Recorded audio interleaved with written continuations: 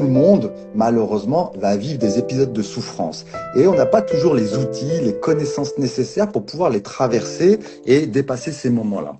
Donc, avant d'attaquer, je voulais rapidement vous donner une petite idée un petit peu de ce dont on va discuter, donc cette notion du deuil. Donc, le deuil, c'est effectivement un mot très simple, et derrière ce mot, on a une expérience immense avec beaucoup de diversité. Bien sûr, au Maroc, c'est aussi une expérience comme dans d'autres pays, mais avec certaines spécificités. Des spécificités en fonction effectivement des familles, des générations et même des histoires. Et le deuil est souvent effectivement assimilé à la mort d'un proche. Mais dans la réalité clinique, c'est un petit peu plus large. Alors bien sûr, ce soir, on va pas pouvoir parler de toutes les formes de deuil, mais le deuil, ça peut être un projet qui s'effondre, un pays qu'on quitte, une situation qu'on perd. Et ces deuils-là, parfois, ils peuvent être plus silencieux parce que pas reconnus par la société.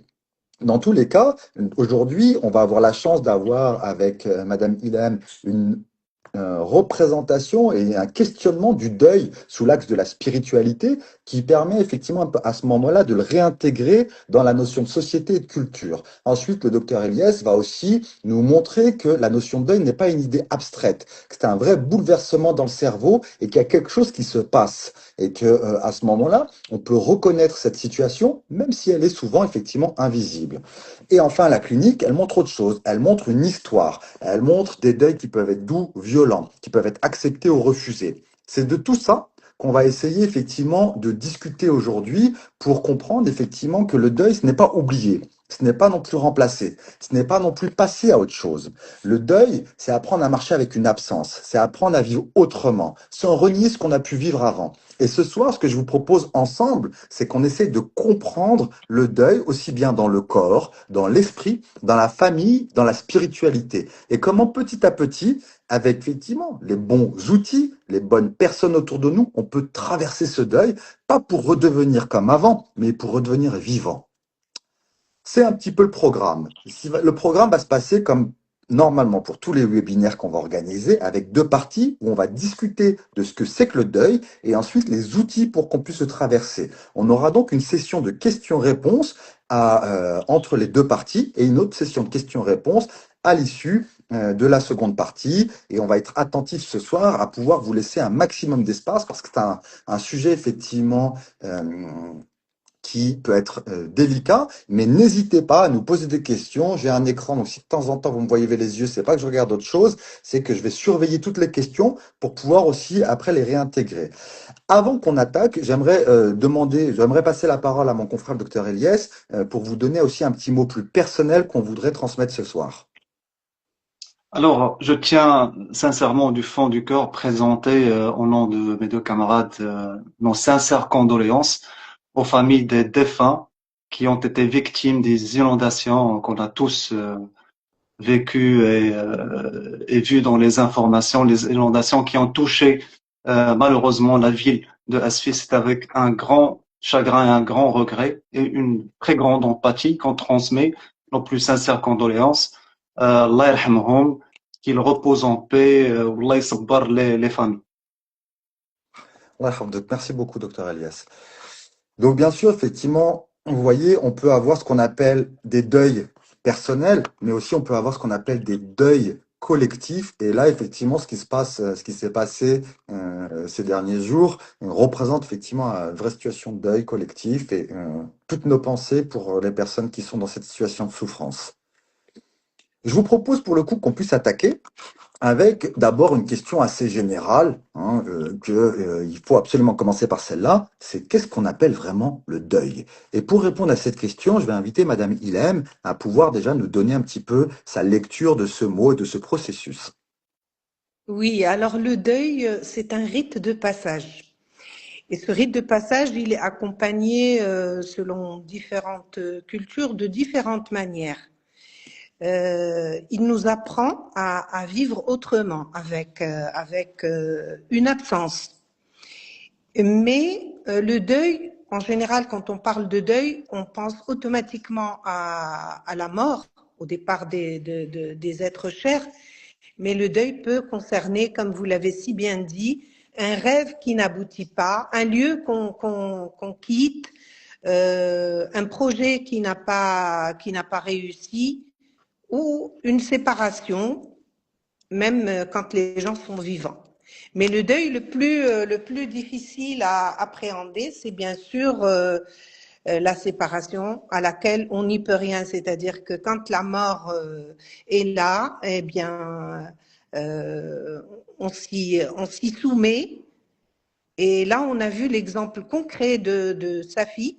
C'est un exemple aussi bien individuel qui concerne chaque famille qui a eu une perte, et en même temps collectif, puisqu'il a concerné tout un ensemble d'habitants d'une ville. Voilà. Et donc, c'est là où la limite de l'être humain se manifeste, puisque on ne décide jamais de l'époque ou de la date où on va partir, où quelqu'un va nous quitter. Et c'est ça qui rend ce processus de deuil très difficile. Et bien entendu, dans l'accompagnement, il y a des techniques typiquement culturelles qui appartiennent à chaque culture. Et je vais parler au moment opportun de l'accompagnement de ce deuil sur le plan spirituel selon la culture marocaine. Donc si en fait on essaye de regarder un petit peu, on peut se dire que d'abord le deuil, hein, si j'ai bien compris, c'est aussi d'abord une forme de vide créé, laissé, une place laissée, et pas toujours effectivement associé à la question de la mort, Oui, tout Madame à Ilan. fait. Oui, oui, tout à fait. Il n'est pas associé à la question de la mort. Et c'est un processus de s'habituer à vivre dans le manque de ce qu'on n'a pas eu, dans le manque de la personne qui est partie, dans le manque du lieu que l'on a quitté, volontairement ou involontairement. Donc c'est ça le processus, et c'est pour ça que le deuil fait partie des rites de passage, c'est-à-dire qu'on passe d'une situation donnée pour s'acclimater à la nouvelle situation qui est empreinte de manque, Je comprends. justement. Alors pour le coup, ça me fait rebondir et me tourner vers notre confrère neuroscientifique. Si pour le coup on parle de ce vide, mais on parle aussi d'un processus, comment ça se passe ce processus? Il n'est pas silencieux et vide sur le plan neurocognitif, sur le plan des neurosciences. Qu'est-ce qui se passe quand on est en deuil, Alors, cher docteur Elias? oui, euh, je ferai un petit point de départ à partir de la clinique. À partir de la clinique, j'aime bien donner la métaphore aux patients comme quoi le deuil ou bien la perte ou bien n'importe quel traumatisme qu'on vit dans notre vie, c'est comme une blessure. Une blessure, voilà, une blessure ouverte qui fait mal, donc il y a la notion de la douleur, mais qu'on va essayer d'aseptiser, de désinfecter, de soigner pour qu'elle guérisse. Quand elle va guérir, elle va bien sûr laisser une cicatrice. Et là, je rejoins Siwadi quand il dit ce n'est pas oublié, parce que c'est pas ça le deuil. Il faut pas oublier. Il faut savoir que ça laisse des traces. Et le mot deuil, étymologiquement, euh, il partage beaucoup de choses avec le mot mémoire. Et ça se voit dans le mot anglais. To mourn et memory. Donc c'est une affaire de mémoire. Il faut, il ne faut pas oublier. C'est pas un travail d'oubli. Donc il y a on va dire, il y a des connexions cérébrales, il y a des réseaux cérébrales qui ont gardé la mémoire de l'objet perdu. On parle d'objet en général, que ce soit une personne, ou bien un projet, ou bien une identité, un travail, etc. Donc il y a une mémoire, une trace biologique, un engramme de cet objet qui a été perdu et on va essayer de créer d'autres voies pour que le cerveau essaie de désinvestir ce lien qui était trop investi à l'objet pour investir d'autres choses. Et, et là, ça explique, en neurosciences, ça explique beaucoup de choses qu'on voit en clinique. On parle souvent d'hallucination de deuil. Quelquefois, on hallucine le défunt. Et c'est pour ça, peut-être, ça rejoint peut-être ça peut expliquer quelques phénomènes parapsychologiques, comme les fantômes. Et peut-être que les fantômes, ce sont des défunts qu'on a hallucinés tellement leur deuil, il était douloureux qu'on a halluciné tout simplement parce que la trace mnésique de leur passage, de ce qu'on a vécu avec eux, est encore là. Et puisqu'on parle pas que de neurosciences, pas que de neurobiologie, puisqu'on a déjà dit qu'on va élargir l'horizon voilà, de notre explication, le modèle métapsychologique, il explique très très bien comment ça se passe le deuil. Donc, on a une certaine énergie psychique. Et chaque objet, on va l'investir. On parle d'économie. On investit de l'énergie psychique sur l'objet. Et quand cet objet disparaît, cette énergie psychique reste non investie. Donc, elle va revenir. Et ça, c'est ça qui cause de la douleur. Un exemple type qui est relayé dans la métapsychologie freudienne, c'est la première théorie de l'angoisse. Un exemple plutôt simple et simpliste, par exemple, l'enfant qui perd de vue sa mère. Un enfant, un bébé nourrisson qui perd de vue sa mère. Donc, la mère, pour lui, c'est un objet, c'est l'objet primaire, le premier objet d'amour. Donc, il y a une certaine énergie, une libido qui est investie dans la mère, sur la mère plutôt. Et quand il y a une perte, même temporaire, il la perd de vue, on le dit, il la perd de vue, alors il se sent angoissé. Tout simplement pourquoi? Parce qu'il retire cette énergie. Il doit apprendre à retirer cette énergie. Et quand on retire l'énergie, il faut l'attendre. Freud dit que ce lien qu'on tend à investir entre nous et l'objet, pour le retirer, il faut bien le tendre. C'est comme, imaginez, c'est comme une corde. Pour bien la retirer sans qu'elle fasse de nœud, il faut bien la tendre. Et c'est là où se produit la douleur et la souffrance. Donc, tout le travail consiste plutôt à créer des représentations mentales, donc à se séparer, à créer une représentation mentale de l'objet perdu et passer à autre chose. Il faut Alors, savoir que le deux, oui, j'ai une petite question. Est-ce que pour le coup, on pourrait dire que c'est comme en fait un circuit où il reste de l'électricité, mais il n'y a plus le point de sortie quand vous dites effectivement qu'il y a de l'énergie qui reste? Sur le oui, il plan, y a de vraiment, je l'énergie. m'intéresse et pour essayer de faire comprendre aux gens un petit peu l'aspect neurocognitif. Oui, bien sûr, parce qu'en métapsychologie ou bien en psychologie en général, on a emprunté beaucoup de termes qui appartenaient à d'autres disciplines. Par exemple, on parle de topique, alors que la topique, ça vient de la topographie. Donc, pour désigner des places qui sont dans l'appareil psychique ou bien dans l'appareil psychique nécessairement, pour situer où se situe l'énergie. Quelle énergie on déplace et d'où elle sort, de quelle partie de l'appareil psychique. Il y a l'économie, c'est de là de quoi on parle, l'économie.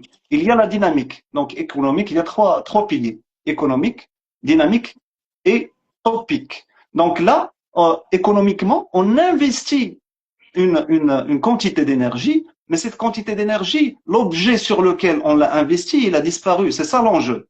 Donc, tout l'enjeu est de réinvestir cette énergie sur un autre objet. Mais ça nécessite ce qu'on appelle un travail de deuil. Alors, on va en Donc, parler tout à l'heure, ça. Mais effectivement, c'est très intéressant. Vous comprenez, c'est comme si finalement on avait une route avec des voitures, mais il n'y a plus de sortie. Et pour le coup, il faut être capable de créer un embranchement en amont pour dériver. Et ça va être effectivement quelque chose dont on va discuter. Alors moi, je vous rejoins parce que dans la clinique, on décrit souvent des étapes du deuil. Classiquement, on décrit que Blair-Ross avait très bien décrit les différentes étapes que beaucoup de gens peut-être connaissent, qui sont d'abord le déni. Non, c'est pas possible, c'est impossible que j'ai perdu la personne. Ensuite, effectivement une phase de colère en disant mais pourquoi c'est pas juste, vraiment une colère dirigée contre les autres, contre le défunt, contre le monde, contre Dieu.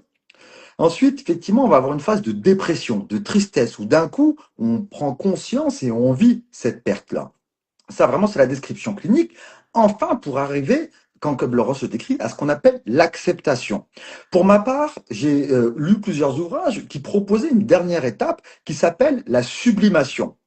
Et c'est le processus du deuil, c'est-à-dire comment finalement la perte d'un objet peut me permettre de grandir. Mais c'est un sujet qu'on abordera tout à l'heure. Globalement, les quatre phases qui sont connues, la personne va être dans le déni, ensuite la colère, la dépression, la négociation, je l'avais oublié, je négocie, marchandage. le Marchandage, marchandage, oui. Ouais. j'avais oublié le marchandage, et l'acceptation. Ces Action. phases-là sont pas forcément linéaires, on peut aller et revenir. Donc, finalement, vous avez compris que le deuil est un objet qui peut avoir plusieurs lectures. Et bien sûr, ces deuils-là, ils vont nous impacter différemment. Et c'est pour ça que j'aimerais poser à nouveau une question au docteur Eliès sur pourquoi finalement certains deuils vont plutôt être vécus en surface. Vous nous avez déjà un petit peu répondu, mais peut-être aller un peu plus loin, et d'autres qui vont nous briser profondément.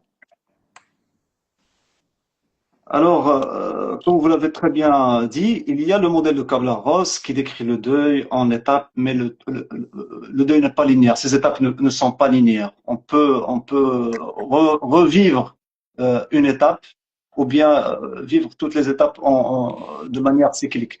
Donc, le deuil, c'est un phénomène psychique je n'aime pas dire normal, parce que normal dans le jargon, on n'aime pas dire normal, parce que entre le normal et le pathologique, il y a, il y a pas beaucoup de différence. Et normal, ça vient de norme. La norme, c'est la société qui la décide. C'est on est adapté à la société, donc on est décrit normal.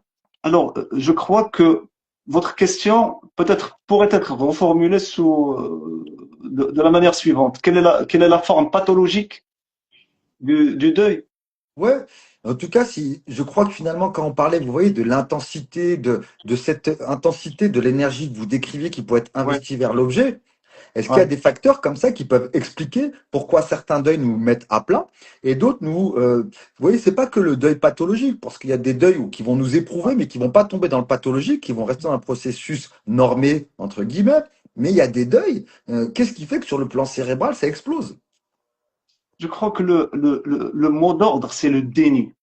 Le déni. Et là, je reviens au modèle de l'enfant nourrissant. Et le premier deuil qu'on pourrait, pas qu'on pourrait, qu'on vit, le premier deuil qu'on vit dans notre vie, c'est le deuil de l'omnipotence, le deuil de la toute-puissance de l'enfant. Parce que l'enfant, quand il naît, quand il est nourrissant, il se croit qu'il ne fait pas partie du monde. Il croit que c'est lui le monde. Parce qu'il faut se mettre dans sa peau. Lui, quand il a faim, il y a le biberon ou bien le sein qui se présente à lui.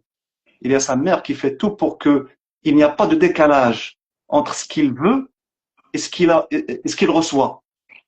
Et là, quand il y a ce décalage, quand il sent qu'il y a ce décalage, c'est là où il va faire le deuil de cette omnipotence, de cette toute-puissance infantile. Et c'est très important. Là, il faut voir que s'il ne fait pas le déni, si cette séparation entre la mère et l'enfant se fasse ou bien se fait de manière vraiment salutaire et saine, dans de bonnes conditions, ça va être très très très bénéfique pour l'enfant. Il y a même une théorie qui explique comme quoi la naissance de l'appareil à penser les pensées, ça vient de ça.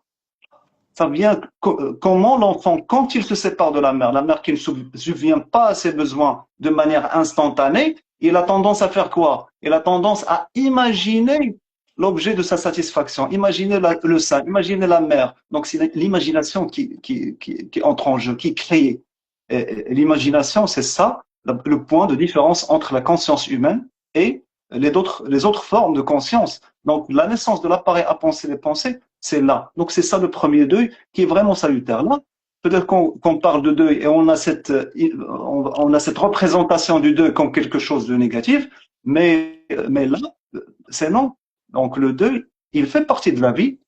Vous l'avez très bien dit, il y a plusieurs formes de deuil qu'on vit, qu'on a vécu et qu'on vivra encore.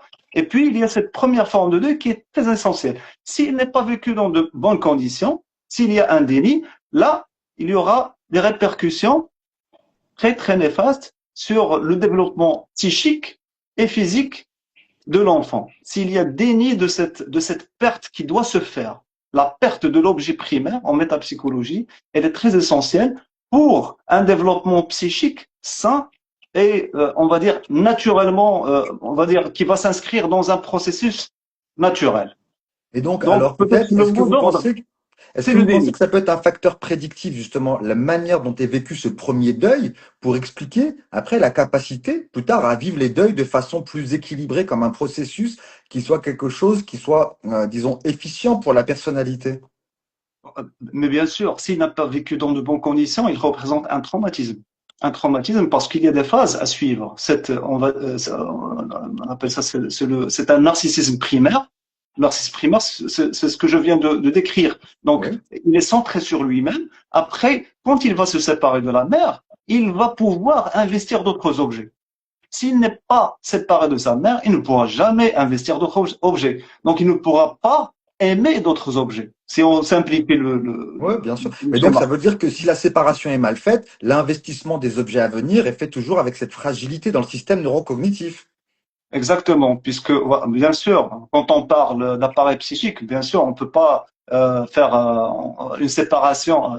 Je sépare jamais le psychique et le physique. Pour moi, je suis dans un monisme spinoziste à fond. Le psychique et le physique, pour moi, c'est deux modalités de la même chose. Deux Bien sûr. modalités de la même chose. Ce qui touche le physique touche nécessairement le physique et vice versa. Donc c'est vrai, ça va impacter, ça laisse des traces. Bien sûr, ça peut se voir à un niveau structurel si vous faites des IRM sur des bébés qui ont vécu, par exemple, une carence affective, une séparation qui a été faite ou qui a été vécue dans de mauvaises conditions. Par exemple, je prends l'exemple de l'hospitalisme. L'hospitalisme, c'est une affection qui a été très bien documentée dans la Roumanie de Ceausescu, quand les femmes étaient obligées de partir au travail et laisser leurs enfants dans des, on va dire, dans des, on peut pas appeler ça des crèches, on va dire des hangars où on est incapable de donner l'attention et on va dire l'attention affective suffisante et nécessaire pour tous les enfants. Alors ils ont vécu cette séparation ou bien ce manque affectif. Elle a été vraiment très impactant, très traumatisant sur le plan neurocérébral. Ils ont vécu, ils ont eu des atrophies au niveau cérébral, surtout au niveau du système limbique, qui est irréversible. Il y a même des cas d'hospitalisme dont les enfants ont connu la mort. Il y a eu des décès. Comme quoi, l'attention et l'amour, dans de bonnes conditions, bien sûr, avec des normes qui sont saines, est essentiel pour un développement et psychique et physique de l'être humain en général. D'accord. Et alors, pour le coup, Madame Ilem, quand on voit effectivement qu'il y a comme ça ce substrat sur les câbles un peu cérébraux, mais sur aussi la construction de l'identité, qu'est-ce qu'elle raconte? Comment la spiritualité, finalement, elle peut expliquer ces deuils comme ça qu'on peut traverser, et puis ces deuils d'autres qui, malgré effectivement une pratique spirituelle ou autre, peuvent nous laisser sans voix ensuite et nous empêcher finalement de continuer. Oui, ben justement, les deuils sont vécus différemment parce que ils peuvent arriver à des âges différents et surtout, comme l'a signalé le docteur Ilyes, c'est à partir de l'enfance, de la tendre enfance. À ce moment-là, c'est difficile quand il y a des dégâts dans le système nerveux de l'enfant. Mais quand on parle de deuil de façon générale, il est accompagné. Il est accompagné par certains rituels et c'est pour ça que il rentre dans les rites de passage, c'est-à-dire de passer d'un seuil à un autre et d'appréhender la vie de façon différente. Et dans le deuil, dans la société, avant de s'adresser aux psychologues, aux psychiatres, etc., il y a un accompagnement au niveau de la société, au niveau de la famille. Alors, il y a l'accompagnement en général dans les deuils de décès. Il y a l'accompagnement qui est rythmé, c'est-à-dire l'arrivée des proches, l'arrivée de la famille, l'arrivée des voisins, etc. C'est un soutien, ça constitue un soutien pour cet événement.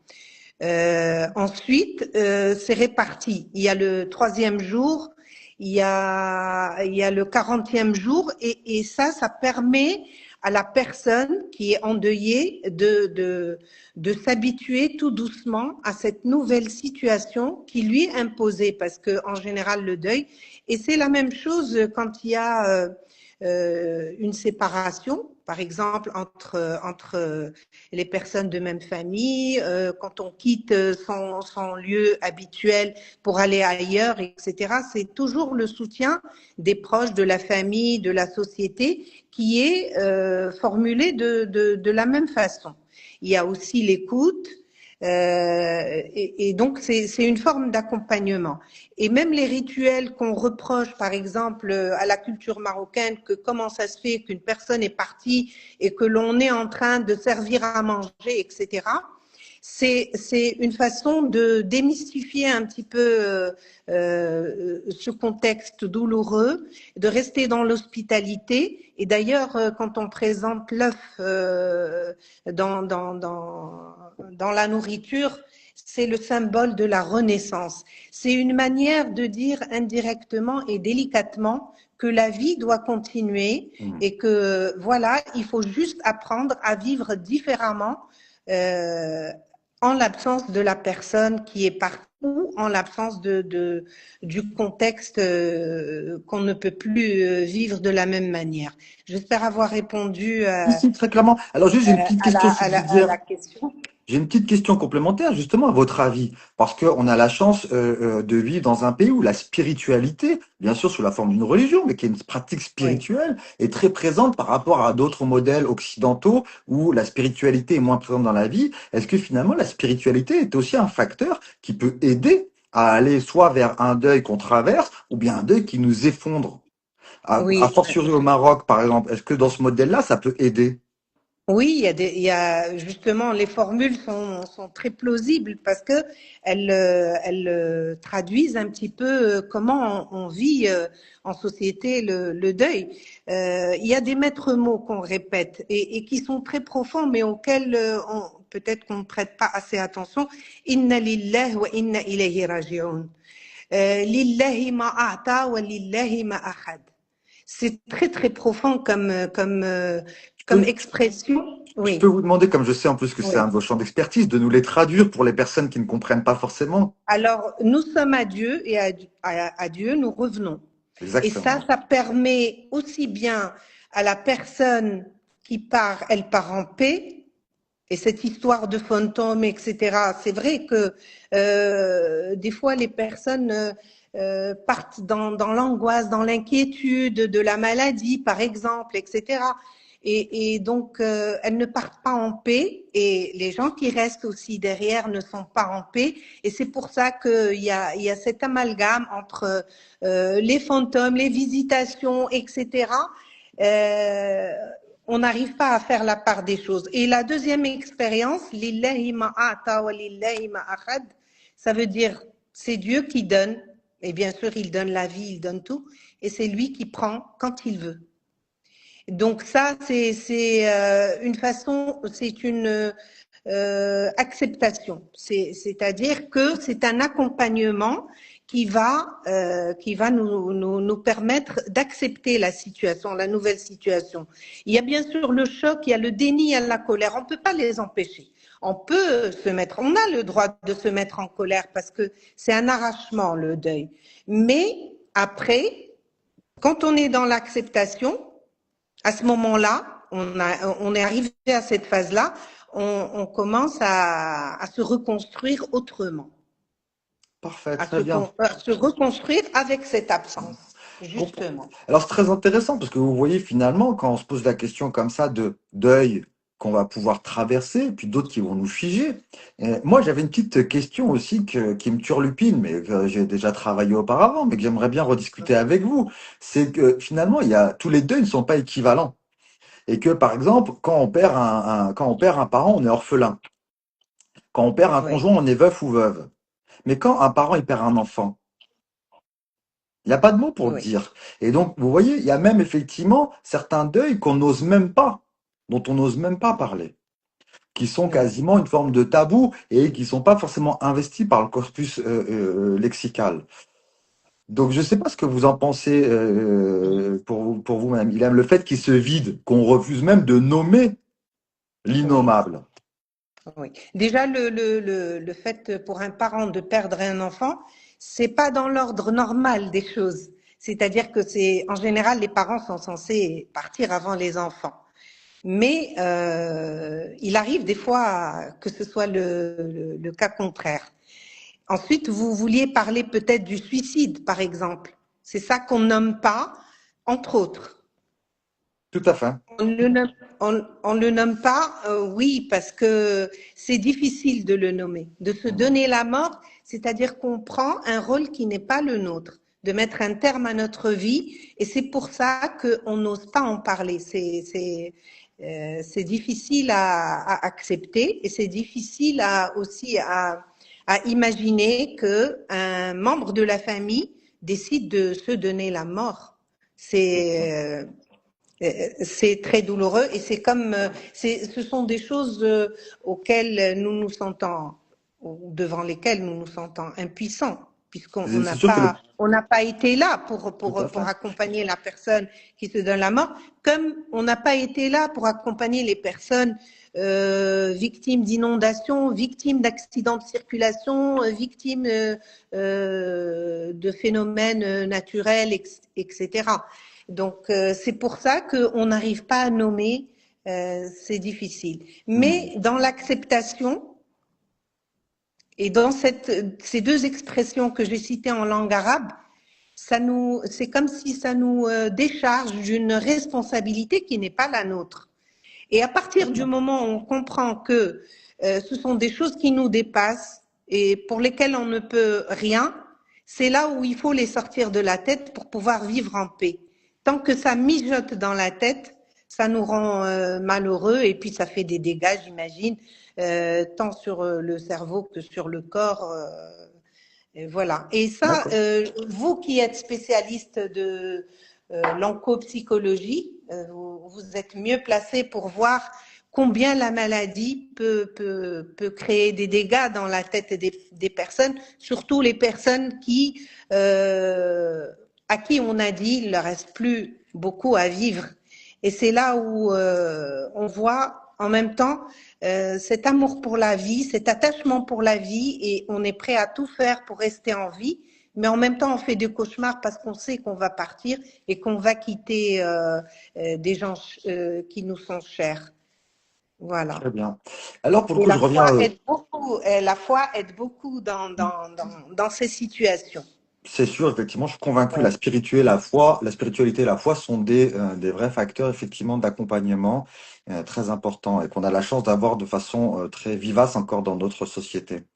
Alors, je reviens vers le docteur Elias parce que, alors, j'ai entendu que vous nous avez déjà mis le point sur le fait que pour vous, corps et esprit, effectivement, sont une forme d'unité, sont des aspects différents, mais j'aimerais quand même aller encore un peu plus loin sur ça et savoir avec vous, finalement, est-ce qu'ils le vivent en même temps, le corps et l'esprit? Est-ce qu'il y a des décalages? Vous pouvez nous expliquer un petit peu cette question, même si l'objet, effectivement, c'est le même objet avec plusieurs angles de vue. Est-ce que finalement, ça se passe en même temps? Est-ce qu'il y a des décalages? Comment est-ce qu'on peut l'interpréter? En fait, je dirais qu'ils les vivent en même temps, mais on va pas pouvoir symboliser la souffrance qu'après avoir eu accès à la fonction symbolique, c'est-à-dire le langage. Qu'est-ce que je veux dire par là? Je veux dire par là, par exemple, je prends l'exemple toujours d'un enfant qui a vécu, par exemple, un traumatisme, disons un deuil très très douloureux, par exemple. Mais il n'a pas encore accès, pour simplifier la situation, n'a pas encore accès à cette fonction du langage. Pas encore. On parle d'infance dans le jargon. Donc, il n'a pas encore accès à cette fonction. Alors, qu'est-ce qui se passe? C'est le corps, en fait, qui absorbe tout le choc. C'est le corps qui absorbe tout le choc et toute la douleur de cette souffrance. Et ça va se voir après, parce que le corps n'oublie rien. Il y a justement un très beau livre, d'un célèbre psychologue et neuroscientifique qui s'appelle Vassel van der Kolk. Vassel van der Kolk, dans son livre Le corps n'oublie rien. Le corps n'oublie rien, justement, il décrit cette mémoire traumatique. Donc le corps, c'est comme une éponge, il va tout absorber. Et à un moment donné, cette énergie absorbée, parce que ça reste une énergie, qu'elle soit négative ou positive, ça reste une énergie. Elle doit être symbolisée. Elle doit sortir. Et la meilleure manière pour qu'une énergie pleine de souffrance, pleine de douleur sorte, c'est qu'elle soit symbolisée. Et peut-être c'est ça, le cadre, par exemple, le cadre thérapeutique, ça sert à ça. Quand on ne sait pas ce qui se passe, quand on ne sait pas pourquoi on souffre, quand on n'arrive pas à avoir accès à cette mémoire traumatique. Pourquoi? Parce qu'elle est justement emmagasinée dans le corps. On ne l'a pas symbolisée encore. Sur un point de vue, on va dire, neuroscientifique, l'enfant petit n'a pas encore développé les ondes du langage, les aires de Broca, les aires de Wernicke, le faisceau arqué, etc. Le cortex, le néocortex en général n'est pas encore développé. Mais il y a des structures sous-corticales, comme les noyaux gris centraux, qui sont déjà développées. Donc il y a certaines théories qui pointent du doigt les noyaux gris centraux, comme quoi ce sont des structures sous-corticales qui ont absorbé ce choc traumatique, cette douleur, qui l'ont absorbé, mais à un moment donné, ça doit ressortir. À un moment donné, ça doit ressortir. Ça se voit sur le plan symptomatique. Il y a des symptômes qui ressortent. C'est ça la plainte, c'est qu'il y a des symptômes qui font souffrir, et on cherche à savoir pourquoi. Le pourquoi, le why. Le pourquoi. Pourquoi ça m'arrive, pourquoi je souffre, pourquoi, etc., etc., etc. Donc, peut-être oui, peut-être ça se voit. Il y a un certain décalage qu'on peut constater, mais je crois que ça se vit en même temps. C'est en même temps en fait. D'accord, donc peut-être il y en a un qui est un peu moins bruyant que l'autre, mais donc effectivement on a les circuits de la mémoire, on a les circuits amygdaliens de la peur, tout est utilisé, donc c'est finalement une matrice assez complexe au niveau cérébral. Exactement. On a tendance à surtout, par exemple, qu'est-ce qu'on lit dans les revues de vulgarisation scientifique, on a tendance à incriminer une seule structure en particulier. La peur, c'est l'amygdale. Alors qu'il y a un circuit de la peur. Il y a même deux circuits de la peur. Si on se réfère par exemple à Joseph Ledoux, il y a deux circuits de la peur par exemple. Le cerveau, ça marche c'est un ensemble. C'est un ensemble de circuits interconnectés, si j'ose dire. Alors, il faut pas, on va dire, tomber on va dire, dans la simplicité. Il faut être Mm. simple, mais il faut pas tomber dans la simplicité et pointer une seule structure de droit comme quoi c'est cette structure-là qui est incriminée de tel ou tel ressenti ou bien comportement. Voilà, on doit toujours conceptualiser, avoir cette représentation en tête comme quoi le cerveau, bien le système nerveux, il marche en une seule entité. Très intéressant, je vous remercie. Je vous en prie. Pour le coup, avant qu'on attaque la petite partie questions-réponses, il nous reste 2-3 minutes. Euh, j'ai déjà réuni quelques questions, donc n'hésitez pas, hein, je note toutes les questions et même les remarques, on va en discuter puisqu'on va garder un peu de temps pour ça. Moi, j'aimerais effectivement vous faire une petite sortie de route sur la question du pathologique. Parce que vous m'avez titillé, chers confrères. J'adore cet ouvrage que je recommande à tous les cliniciens qui s'appelle Le Normal et le Pathologique de Georges Canguilhem. Une thèse de médecine fascinante qui nous raconte finalement qu'est-ce que c'est que le pathologique, qu'est-ce que c'est que le normal. Le normal, c'est une distribution statistique. Ça veut dire qu'aujourd'hui, la taille, par exemple, moyenne d'une femme au Maroc, elle va être de telle taille-là à telle taille-là. Vous avez des gens anormalement grands, des gens anormalement petits. Par exemple, épisode un peu plus, disons, en tout cas trivial, aux États-Unis, on a demandé de changer les normes de l'obésité parce qu'avec les normes actuelles, tout le monde était obèse. Et d'ailleurs, c'était les assurances qui ont demandé ça pour arrêter certains remboursements. Mais donc, ça veut dire que la norme ne veut rien dire dans l'absolu. La norme est toujours relative. Et forcément, le pathologique, puisque c'est la sortie de la norme, l'est aussi. Donc, un deuil pathologique, si vous vous intéressez par exemple au DSM, qui est effectivement une classification des maladies psychiques, psychiatriques internationales, on va vous dire qu'un deuil devient pathologique au bout de 6 mois. Alors moi, dans la clinique, c'est pas ça que je vois. Hein, vous l'avez dit tout à l'heure, Madame Mila, mais j'ai beaucoup travaillé en psycho-oncologie. Et donc, j'ai accompagné des deuils. J'ai accompagné même ce qu'on appelle des deuils anticipés. La personne, elle n'est pas encore partie, qu'on est déjà dans le deuil. Donc, le deuil, vous voyez, n'est pas qu'une question de durée.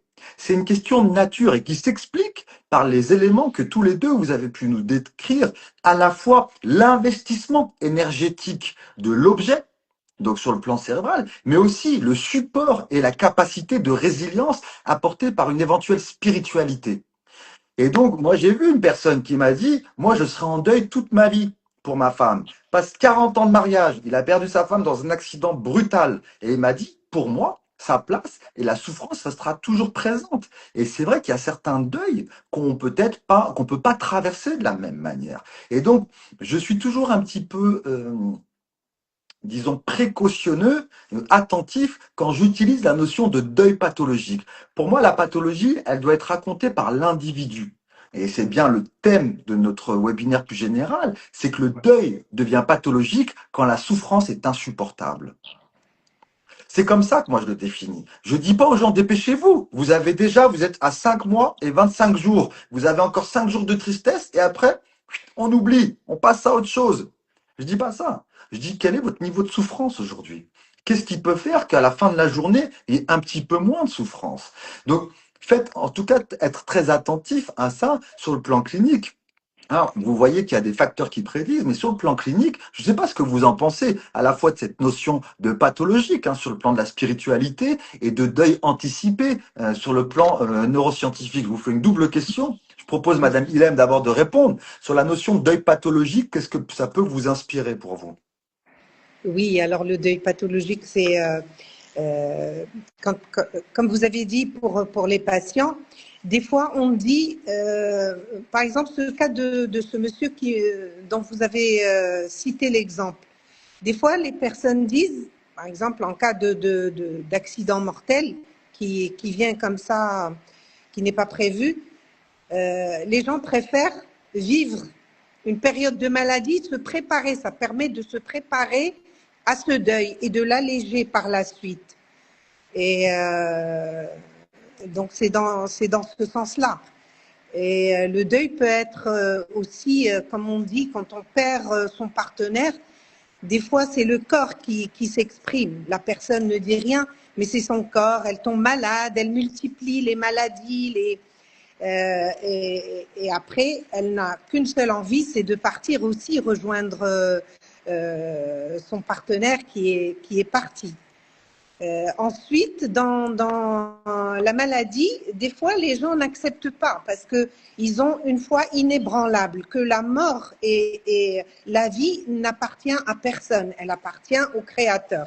Et donc, quand le médecin décrète qu'il vous reste tant, ces gens-là ont une foi inébranlable qui leur permet de s'accrocher, de rester plus longtemps que ce que le médecin a dit.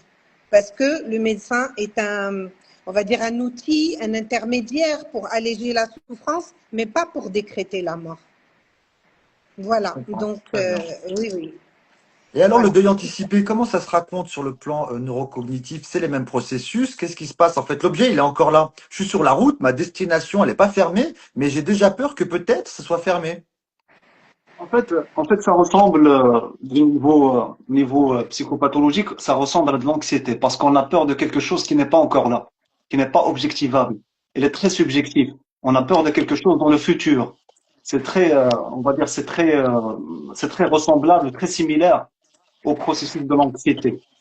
Après, on va dire le deuil pathologique, je pourrais le définir comme un deuil où il n'y a pas d'acceptation. Le processus n'est pas engagé.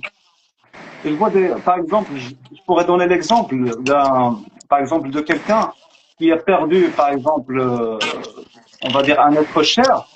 Il n'arrive pas à accepter cette séparation. Il va se recueillir chaque jour sur la tombe en parlant, en niant. Voilà, c'est un déni total de cette perte, de cette séparation. Tellement c'est douloureux, tellement c'est insupportable. Donc, comme vous l'avez dit, Siwadi, la souffrance, elle est tellement ingérable qu'il ne peut pas ça dépasse ses capacités psychiques et ses capacités de résilience. Donc, on le voit qui garde les affaires, par exemple, de la personne défunte, il lui parle, il n'accepte pas, même quand on lui dit que la personne a disparu, que la personne, par exemple, elle est morte. Donc, il est dans cette inacceptation. Après, si vous me permettez, comme vous avez dit, il y a des parasitage, je crois, il y a beaucoup de bruit. Vous n'entendez pas le... Il y a un petit bruit, effectivement, Oui, un petit bruit. Alors, vous avez dit, vous avez parlé tout à l'heure Pas de mon côté. de mon côté, c'est fort. Vous avez parlé tout à l'heure de la perte des enfants. La perte des enfants qui est un processus qui n'est pas naturel. On sait tous que c'est pas naturel. Mais ça me rappelle le deuil de l'enfant imaginaire. Parce que quand un couple a un enfant, il existe avant qu'il existe réellement, il existe dans leur imaginaire. Il existe, il le fantasme, il imagine comment il est, en s'appuyant sur des assises narcissiques du couple, l'histoire de la famille, même une histoire transgénérationnelle, mais il imagine. Quand l'enfant naît, c'est pas la même chose. Donc c'est un processus, on va dire, naturel. Mais ça, ça peut être, ça peut être, ça peut tomber dans le pathologique quand, par exemple, quand l'enfant souffre de malformation, un handicap par exemple, ou d'une maladie congénitale, etc. Là aussi, il faut faire un travail de deuil de l'enfant imaginaire. Et ça aussi, si ça dépasse, comme vous l'avez dit, les capacités de résilience et de défense psychique de la personne, du couple, ils doivent peut-être être accompagnés pour pouvoir traverser ce processus de manière très simple. Ça m'a euh, ça m'a rappelé, ça m'a rappelé dans la mythologie l'histoire de Héra, la déesse Héra. Elle a donné naissance à Héphaïstos, le dieu forgeron. Et Héphaïstos, c'est un dieu normalement, mais Héra, quand elle l'a eu, elle a vu qu'il était tellement laid, il était tellement laid, difforme, qu'il ne l'a pas accepté. Et le mythe dit qu'elle l'a jeté par-dessus l'Olympe. Et puis il a retombé dans l'océan et a été recueilli par une nymphe des mers, Thétis, qui est la mère d'Achille. En fait, c'est lui le dieu forgeron. Donc il a peut-être su, lui, sublimer cette, on va dire, cette souffrance. Et Héra n'a pas pu faire le deuil de son enfant imaginaire.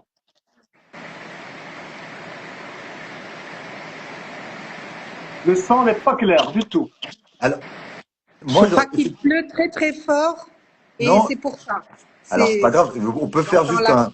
Je sais pas, effectivement, n'hésitez pas pour les gens qui sont en ligne à nous dire si vous avez des bruissements. J'ai l'impression effectivement que quand vous parlez puis que vous arrêtez, ça se met un petit peu à faire chut. Donc je sais pas, peut-être désactiver et réactiver votre micro, docteur Elias, si vous pouvez juste pour le remettre un petit peu d'équerre. Maintenant, j'entends plus le parasitage, mais voilà. Ouais. Ah, c'est bon. Maintenant, c'est bon. Ok, ça arrive. C'est les joies de la technique et du live. Bon, en tout cas, écoutez, pour cette première partie, ce que je vous propose, c'est qu'on se donne une petite dizaine de minutes. J'ai beaucoup de questions. J'ai beaucoup de questions à vous poser. Ouais, c'est la mi-temps. Donc, je vais essayer de les poser, pas par ordre de préférence, mais dans l'ordre chronologique où elles ont été posées. En attendant, effectivement, n'hésitez pas si vous avez d'autres questions à nous poser. Et ensuite, on attaquera sur la deuxième partie d'ici une dizaine de minutes sur finalement comment est-ce qu'on peut dépasser, traverser, quels outils, etc. Alors, j'ai une personne qui nous pose pas directement une question, Lella Mersas, qui nous dit qu'elle a perdu sa tante et que depuis, elle a peur de la mort, de la maladie, mais même de l'inconnu. Et que effectivement, depuis ce décès, beaucoup de pensées négatives. Comment on peut expliquer un petit peu cette espèce de diffusion un peu en tache d'huile, docteur Elias? Parce que pour le coup, la peur de l'inconnu, c'est Oui, loin. parce que en fait, les traumatismes, ça agit en chaîne causale. Quand il y a un patient qui vient en consultation pour se plaindre, il y a une plainte, il y a la plainte principale. On lui demande, c'est quoi votre demande? Et là, il présente la plainte principale relative à un symptôme qui est apparu suite à un traumatisme. Mais séance après séance, quand il raconte, quand son histoire est racontée, peut-être qu'il va la raconter aujourd'hui d'une manière, l'autre séance, il va la raconter d'une autre manière plus riche, avec d'autres circonstances. Et là, de fil en aiguille, on va découvrir que le traumatisme le plus récent, il est en relation avec un ancien traumatisme, et l'ancien traumatisme, il est en relation avec un autre traumatisme, et voilà. Donc, ça se passe comme ça. Il faut aller, on va dire, dans un sens chronologique inverse, de telle manière, c'est comme si on fait qui a fait traumatisme le premier, pour pouvoir dénouer les choses. Et tout ça, c'est ça l'enjeu. L'enjeu, c'est de lui permettre d'éclairer qu'est-ce qui s'est passé réellement, de découvrir qu'est-ce qui lui a fait traumatisme au départ. Cette notion de connaissance et d'éclairement, quand il sait, quand il connaît, ça dénoue beaucoup de choses. C'est vraiment, ça a un effet, je ne peux pas dire un effet magique, mais un effet vraiment très sain sur la psyché de l'homme. Quand il sait, ce qui s'est vraiment passé, ça résout beaucoup de problèmes. On dit cathartique, non? Cathartique, oui, exactement. Si on Monsieur Audier, utilise un peu. est-ce que vous me voyez? Très bien. Je- J'ai un message comme quoi l'image elle est un petit peu floue. Je vais désactiver et réactiver la caméra. Allez-y, Rapidement. vous inquiétez pas, on sait que vous ne nous quittez pas. Alors, la question suivante.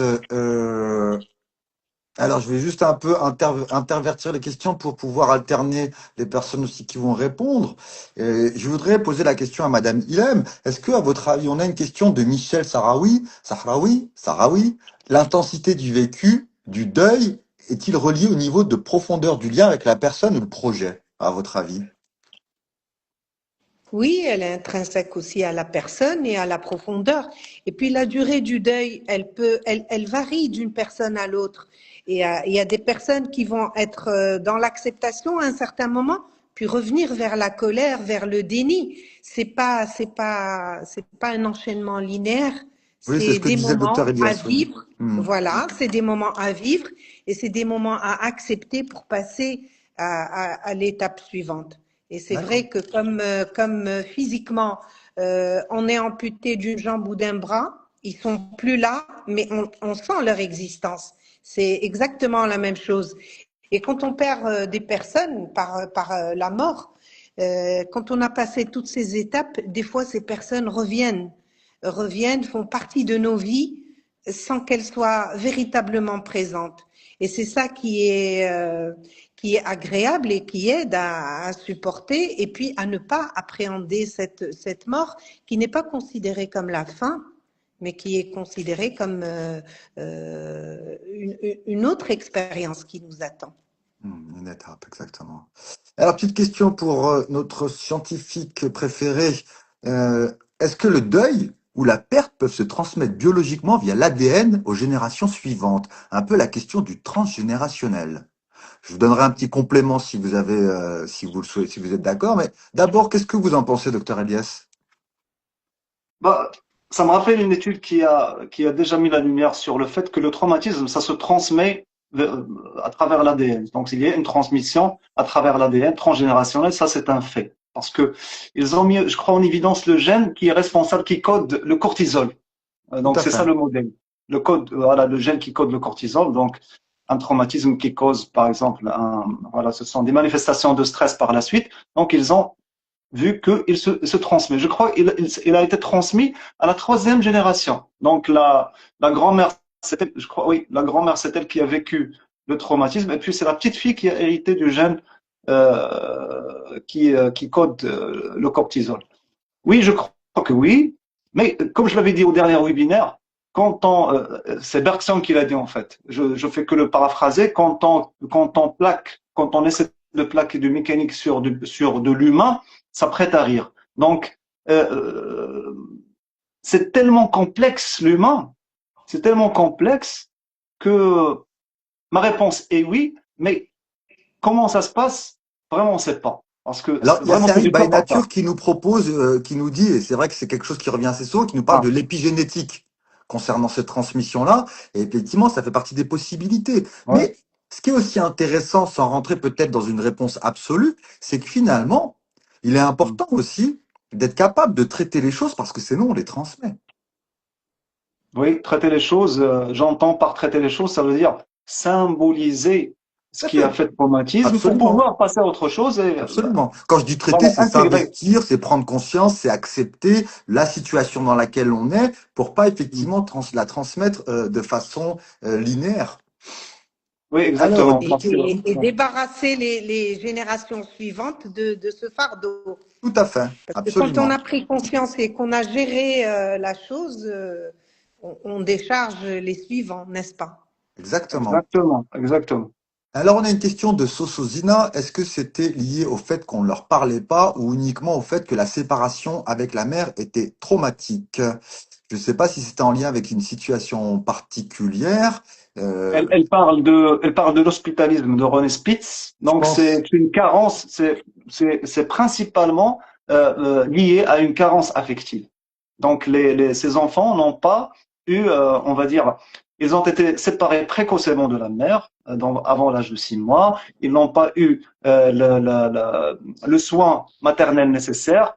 Winnicott parle du holding et du handling. Le handling, ça veut dire le fait de les soins corporels, le toilettage, etc. Le holding qui permet de donner une enveloppe psychique au bébé, à la personne en général. Donc, ils n'ont pas eu ces soins affectifs, le toucher, les caresses, le regard, la voix maternelle. Tout ça, ils ont été en carence, ce qui a causé ce syndrome qui s'appelle l'hospitalisme, qui a causé la mort de ces bébés. Ok. Petite question de Mariam Smidi qui nous demande est-ce qu'il existe des degrés ou des niveaux de deuil et si oui, comment est-ce qu'on les définit? On a en général, effectivement, par exemple, si on prend le cas de la douleur en clinique, on va avoir des douleurs légères, modérées, intenses. On Oui. a effectivement pour la dépression légère, modérée, sévère. L'épisode dépressif caractérisé d'intensité légère, modérée à sévère. Est-ce que pour le deuil, il existe des niveaux? Et si oui, comment est-ce qu'ils sont définis? Alors, est-ce que Madame Ilham veut répondre? Vous voulez Non, non, répondre? c'est vous, docteur Ilyes. Je dirai un D'accord. petit mot après. Moi, je dirais que chaque Je tiens pathologie. quand même à féliciter. Vous avez vu comment la circulation de l'information se fait dans une douceur. J'admire, je trouve ça génial. C'est un grand plaisir d'être avec vous. Je le C'est redis. grâce Et au avec talent de vous aussi. modérateur, au talent de modérateur de Siwedia. Alors, Alors, pour dites-nous revenir, les différents seuils. alors J'aimerais pour, rougir. Alors, je vais vous rejoindre quand vous avez questionné la personne. Quel est votre degré de souffrance aujourd'hui? Comment vous sentez-vous aujourd'hui? De manière générale, je pourrais dire que chaque pathologie a un spectre. On peut pas quantifier de manière vraiment très rigoureuse et très objective une pathologie dont souffre un être humain. Un être humain, par définition, qui est complexe, qui vit dans un système aussi complexe que son appareil psychique, on ne peut pas la quantifier vraiment. On peut essayer, parce que la science, c'est ça son job. Essayer de observer un phénomène, le quantifier le plus possible et nous apporter un fragment de vérité pour être le plus modeste possible. Un fragment de vérité parce que le principe de Karl Popper pour être scientifique, c'est ça, c'est être réfutable.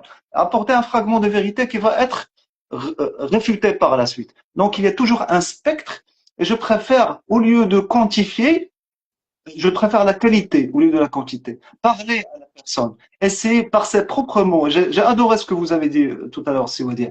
Par ses propres mots, nous dévoiler sa propre réalité psychique. Qu'est-ce qu'elle vit vraiment? Comment est sa perception et son vécu par rapport à ce deuil? Donc, c'est plus pour moi un spectre, mais dans une perspective qualitative, pas quantitative. Vous Oui. voulez compléter, Madame Hélène? Je voulais juste ajouter un petit détail me concernant. C'est juste pour préciser que quand on traverse un deuil, ce n'est pas forcément pour oublier la personne ou pour la remplacer. Et ce qui rend le deuil plus difficile à vivre, c'est on est dans le déni, on n'arrive pas à aller mieux, parce que quand on accepte, la personne n'est pas remplaçable, elle n'est pas oubliable, mais on retourne pour dire une autre expression arabe qui explique bien la situation, pour se dire la'allahu khayr. La'allahu khayr, c'est-à-dire prendre les choses comme elles se présentent et peut-être dire que ça n'a pas été fait comme ça, mais peut-être qu'il y a quelque chose derrière. Donc et là je parle du deuil entre vivants, par exemple, ou le deuil au niveau de la maladie, ou le deuil de lieu qu'on quitte, pas le deuil qui est lié à la mort. Et on se dit que peut-être ce qui nous arrive peut cacher quelque chose de meilleur pour nous. Et c'est là où on se permet de faire une investigation intérieure et de voir où est la faille, qu'est-ce qui ne va pas, pourquoi j'ai quitté ce pays, pourquoi j'ai quitté mon travail, pourquoi j'ai quitté mon conjoint, etc. Et voir, essayer de faire un bilan, de faire une analyse pour pouvoir avancer, pour pouvoir aller mieux.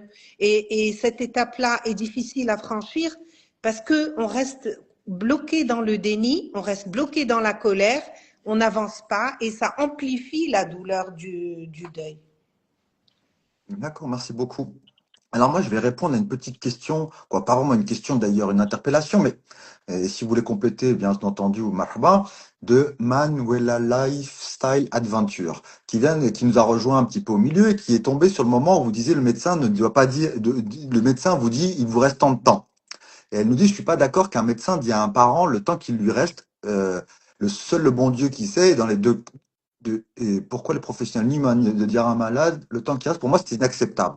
Il y avait un très joli ouvrage, moi je travaillais en soins palliatifs pendant quelques années, qui s'appelait Messieurs les médecins, rendez-nous notre mort. On doit peut-être distinguer, et moi qui fais beaucoup de formations dans ce sens-là, j'ai beaucoup travaillé sur cette question-là, la question du pronostic. Le pronostic n'est pas une date qu'on doit donner. Et typiquement, quand on travaille dans ces champs-là, quand les gens nous disent mais il reste combien de temps? L'erreur du clinicien, c'est de dire à partir des paramètres, il lui reste 12 jours, il lui reste 3 semaines. Et les gens commencent à compter.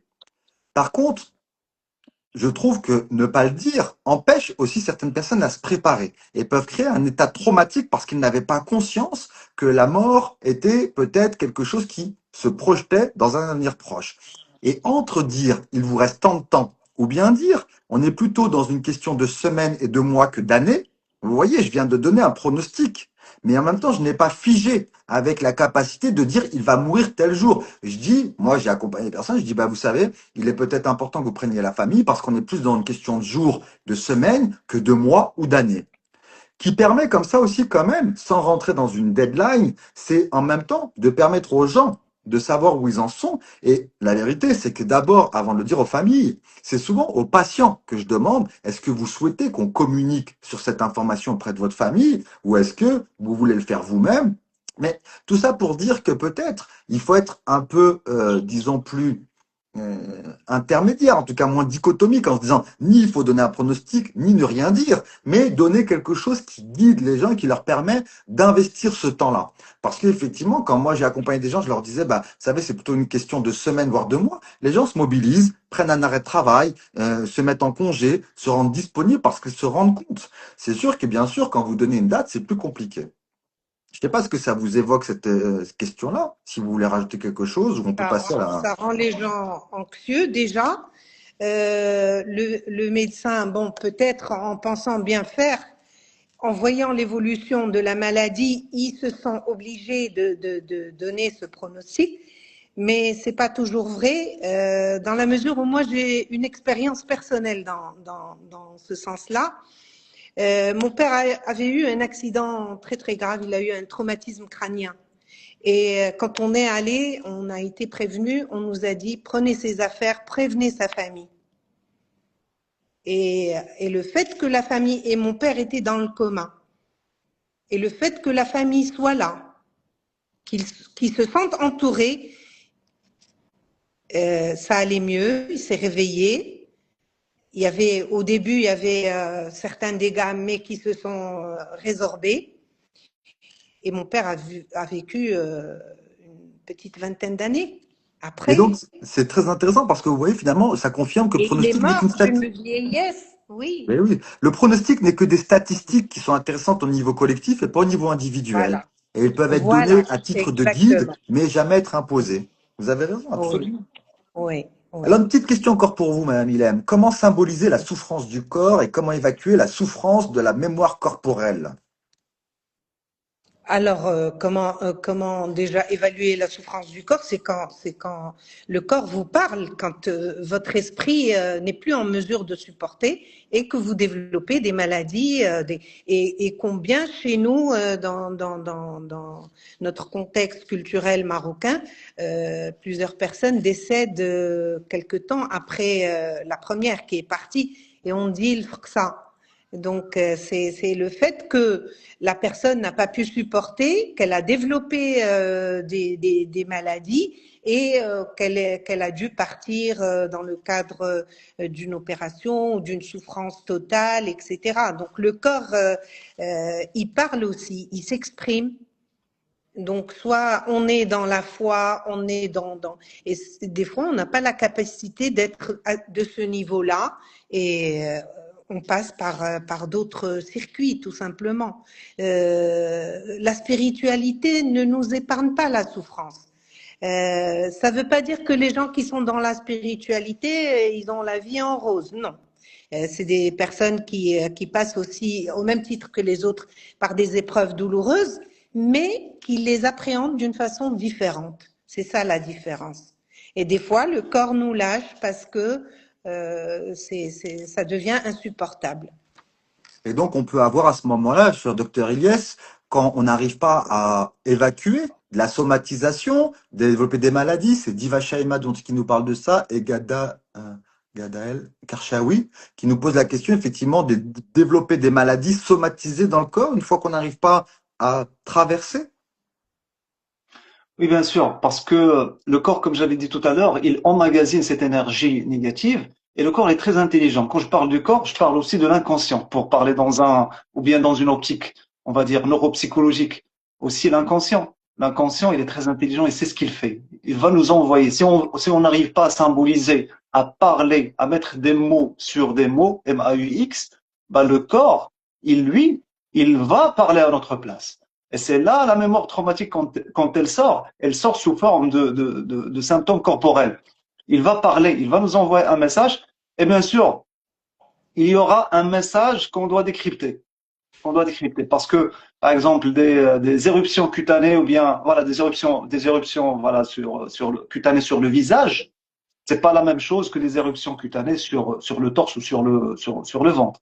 Sur le visage, ça veut dire c'est mon identité, le visage. Donc il y a quelque chose qui est par rapport à mon identité, par rapport au masque que je présente aux gens, avec lequel je me présente à la société, etc. Ce que je veux dire, c'est que le corps va à un moment donné, si on s'exprime pas, si on n'arrive pas à symboliser, si on n'arrive pas à délier et à résoudre, on va dire, le problème, c'est lui qui va parler à notre place.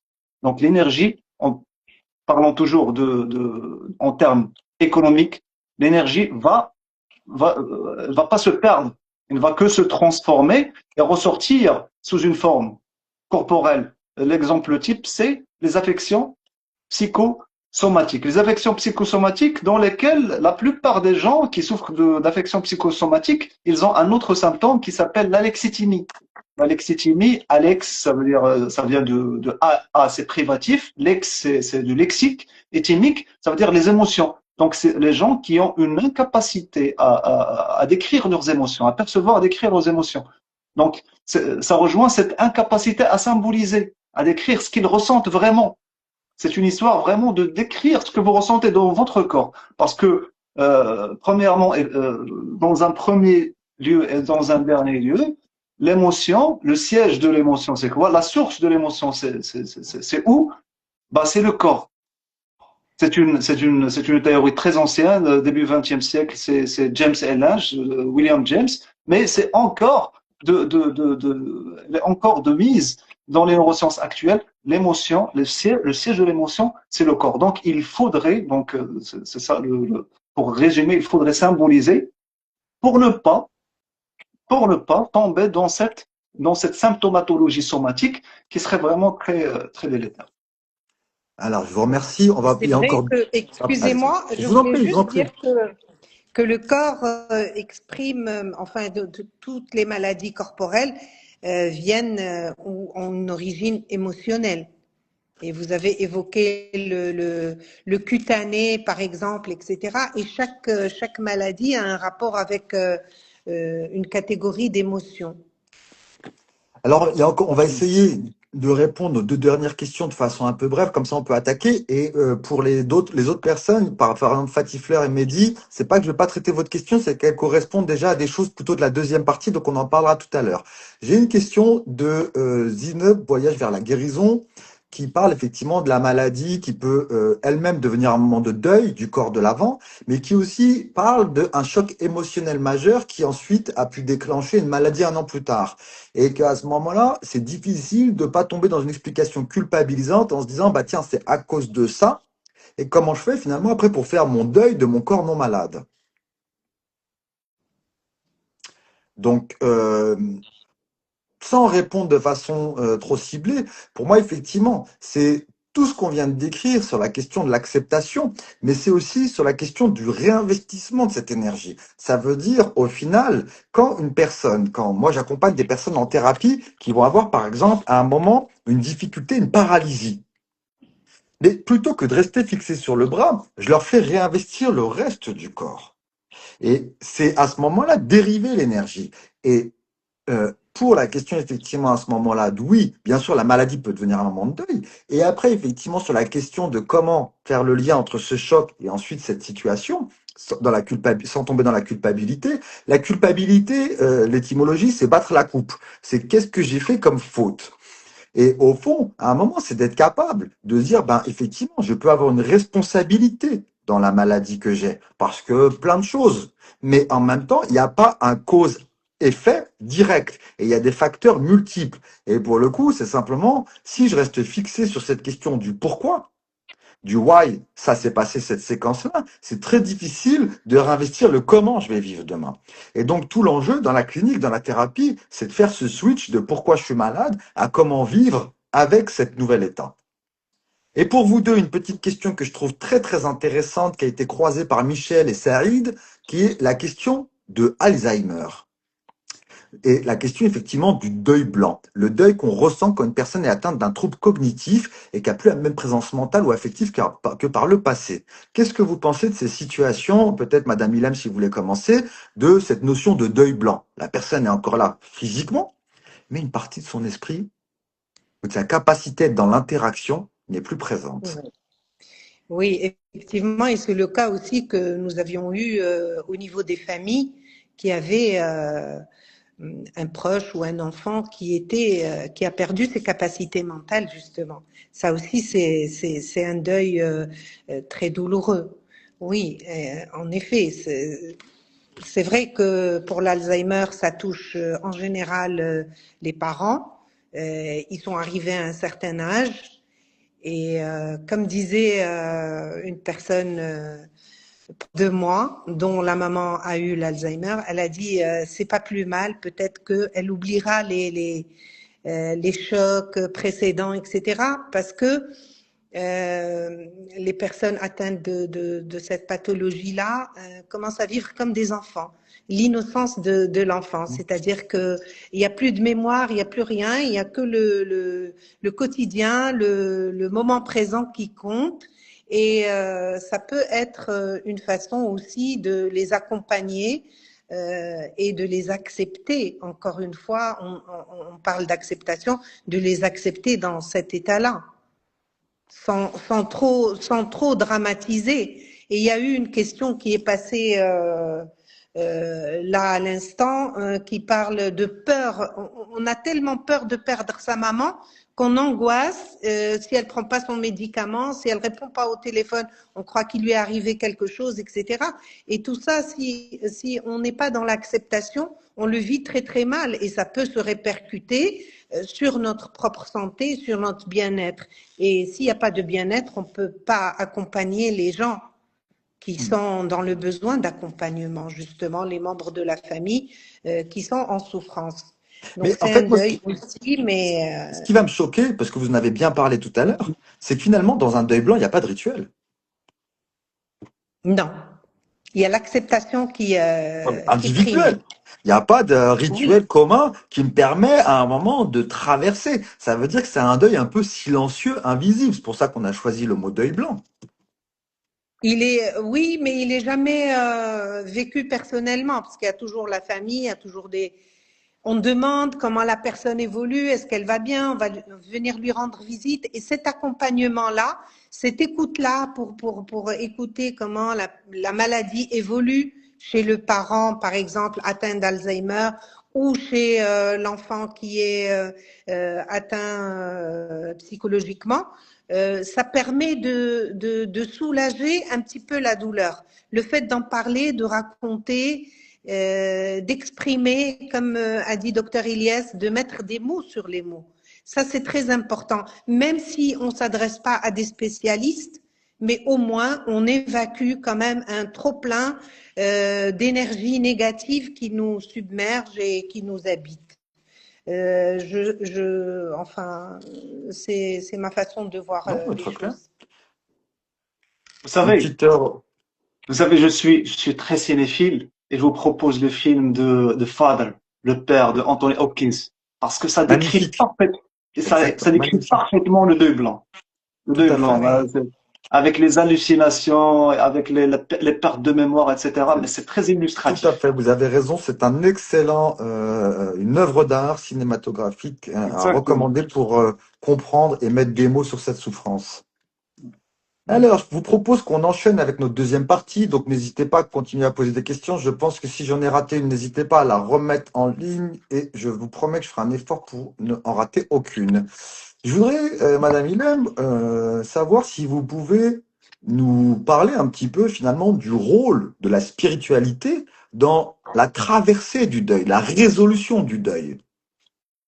Est-ce que vous avez des conseils à donner aux gens, des recommandations face à ces situations pour pouvoir mobiliser ou réactiver, je sais pas, ce qui vous paraît.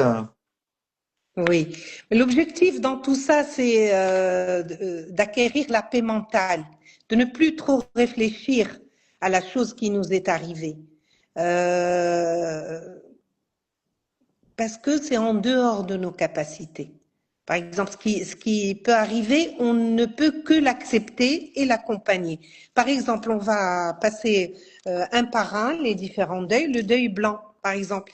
Ce parent, on l'aime, il se dégrade, on voit qu'il perd la mémoire, on voit qu'il ne se rappelle plus de nous, mais il faut l'accepter tel qu'il est, il faut l'accompagner. Il faut que les jours qu'il passe, dans ce nouveau, dans ce nouveau être, parce que c'est une façon d'être qui est complètement différente de ce qu'on a connu de ce parent, eh ben, il faut être dans l'acceptation et l'accompagnement et l'amour. L'amour avec un grand A qui va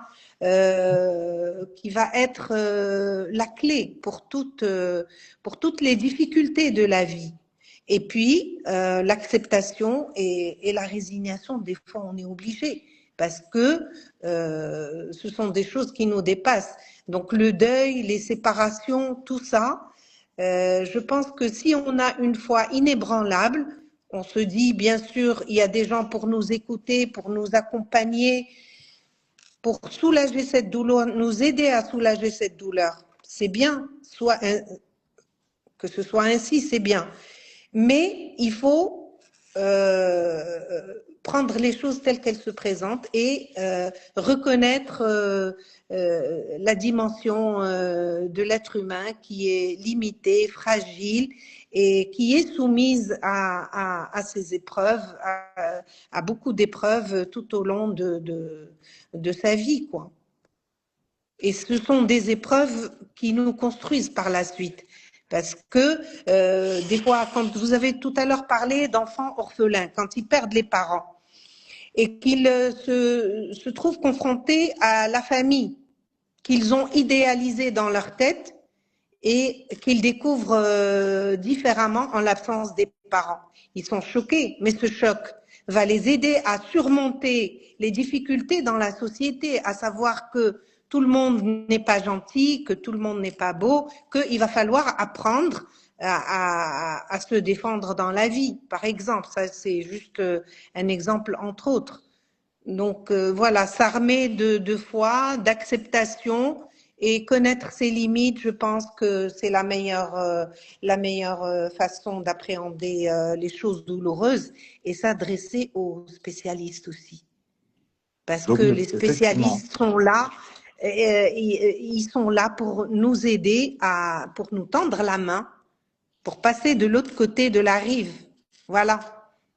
Et donc, vous me préparez la transition parfaite. Vous m'avez fait une passe qui va me faire marquer un but pour rester dans ce climat de la CAN actuellement auprès du docteur Eliès. Et pour le coup, si effectivement on part de cette idée-là, finalement, mais qu'est-ce qui va nous aider une fois qu'on est en situation de souffrance? Comment faire pour demander de l'aide? À qui s'adresser?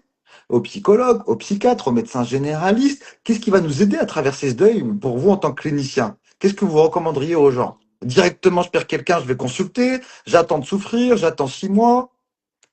Mais ça rejoint le thème du webinaire précédent. Donc, si on tombe dans la souffrance, si on est dans un débordement affectif, parce que le deuil, n'oublions pas, c'est un processus qui est naturel. Normalement, ça a besoin que de temps pour se résorber. Donc, je reviens à la métaphore de la blessure. Il y a des blessures qui se résorbent d'elles-mêmes. On a une blessure, on s'égratine. Si c'est superficiel, ça se résorbe d'elle-même. Et puis, on oublie. Voilà, ça va laisser une petite cicatrice, mais la douleur va s'oublier, mais pas l'événement en lui-même.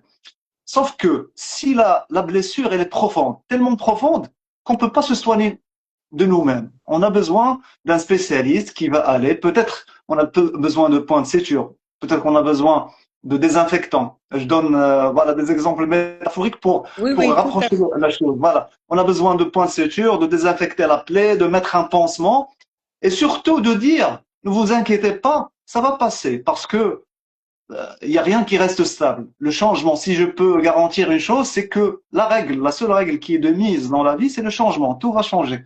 On va tout changer. Mais ça dépendra.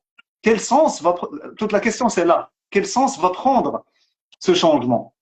Donc voilà, l'accompagnement va se situer à ce point-là, à ce niveau-là, c'est d'accompagner ce changement, parce que le deuil, c'est aussi un changement.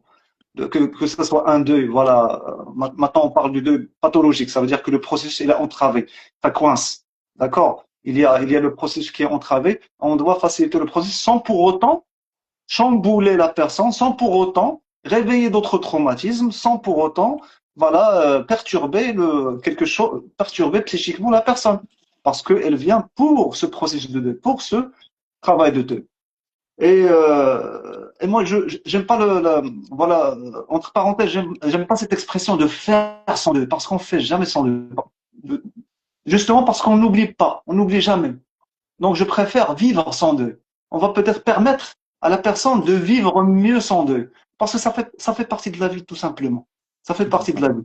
C'est dur, oui, mais ça fait partie de la vie. Et comme vous l'avez très bien dit, madame, il y a des choses qu'on peut, on va dire, qui vont essayer de vraiment nous aider à redonner, à créer plutôt, à créer du sens. Comme un travail créatif, les relations, l'amour et la relation sociale et surtout donner un sens à la souffrance en elle-même.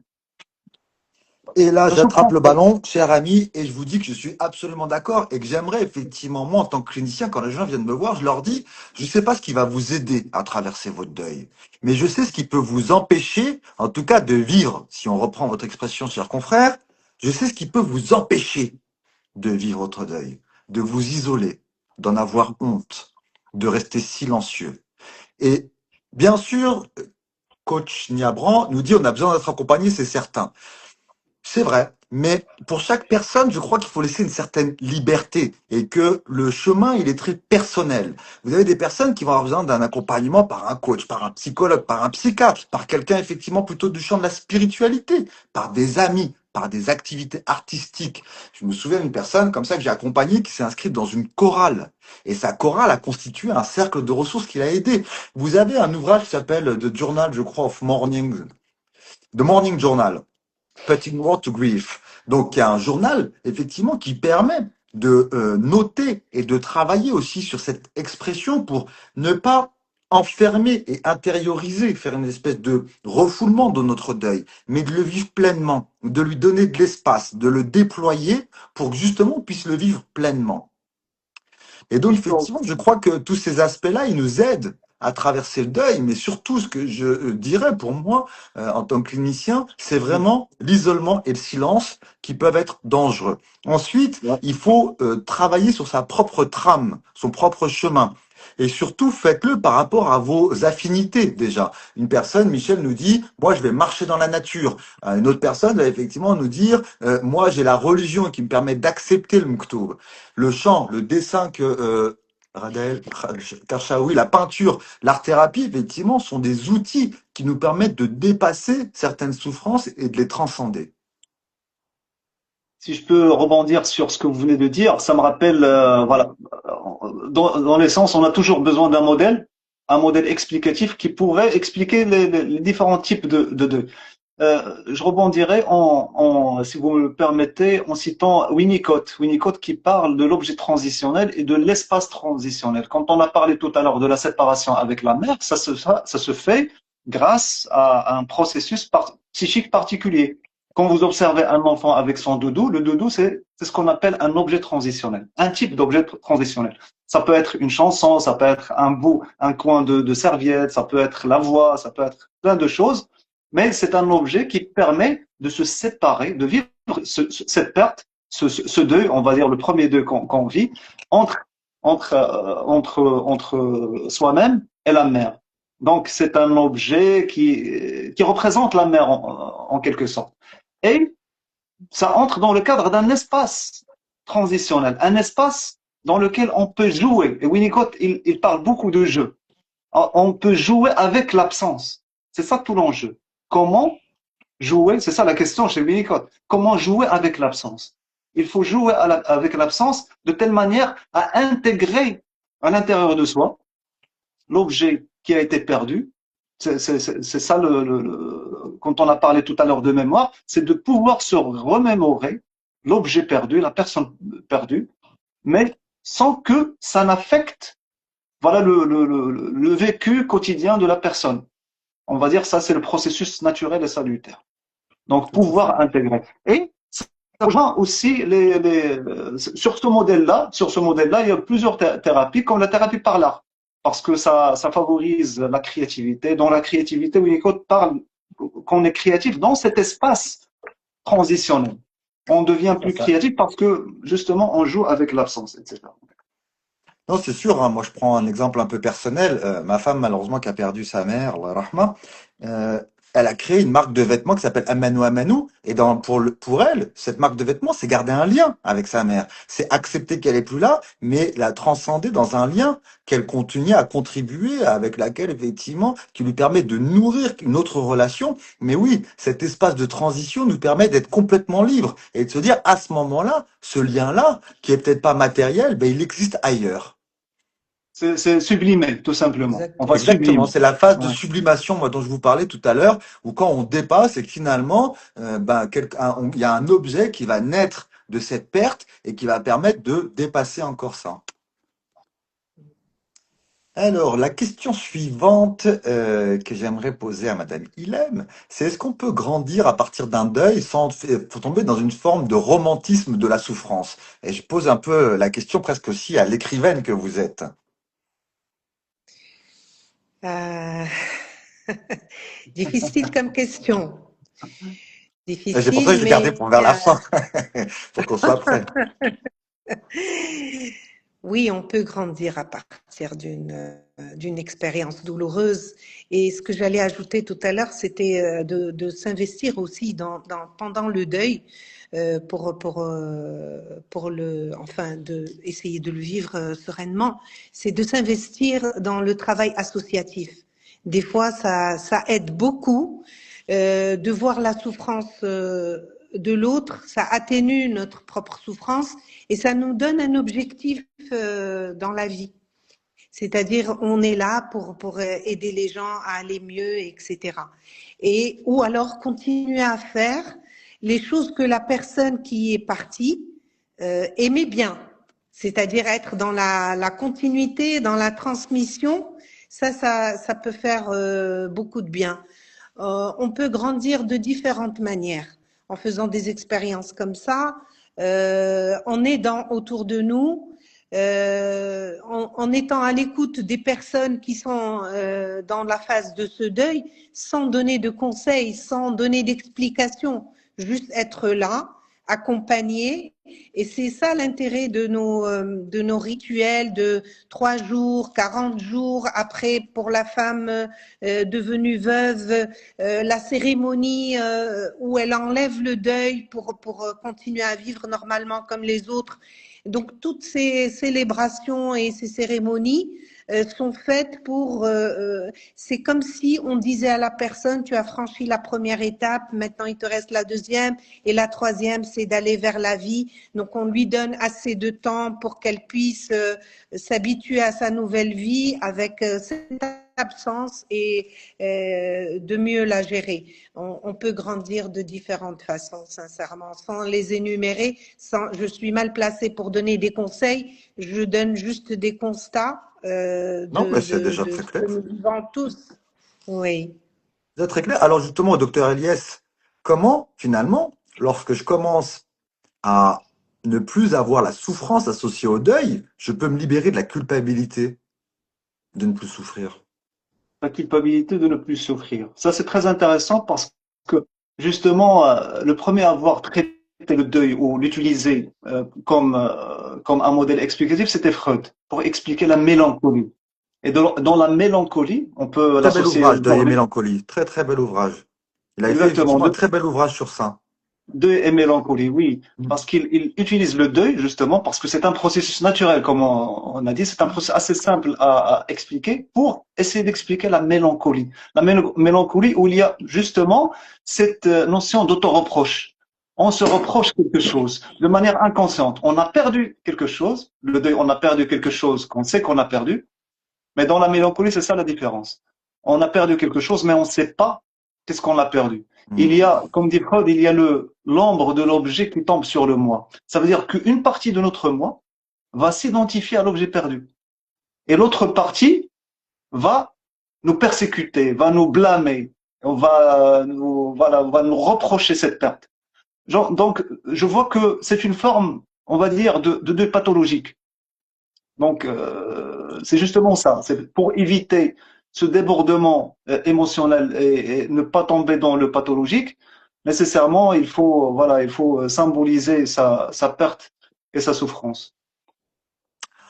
Merci beaucoup. Et après, j'avais la dernière question, c'était de se dire finalement, la question effectivement, on a parlé des différentes phases, hein, on a terminé par là, cette notion importante d'acceptation, mais également de sublimation. Et finalement, on peut se retrouver dans certaines situations où on a vécu un deuil, on a traversé cette période de souffrance, et la question que on peut se poser, c'est finalement, euh, est-ce qu'on peut continuer à avoir une forme d'investissement de l'objet perdu sans être pathologique? Si vous avez des petites remarques, je vous laisse faire, sinon je peux j'y répondrai après moi à la fin. Mhm. Ou si vous Donc, voulez que je commence. Allez-y, bah, docteur Wade. allez-y, allez-y. Alors, effectivement, moi j'ai rencontré des personnes, si je Ouais. vous donne si j'avais préparé cette question-là, c'est parce que j'ai rencontré des personnes comme ça qui avaient maintenu une forme d'interaction. J'ai deux exemples. Une Ok. personne qui a continué à écrire à une personne qu'elle a perdue. Elle lui envoyait pas les lettres, mais elle écrivait. Elle écrivait, elle avait accepté que la personne était morte. Elle disait bien le mot, elle n'essayait pas disparue, partie en voyage. La personne n'est plus là.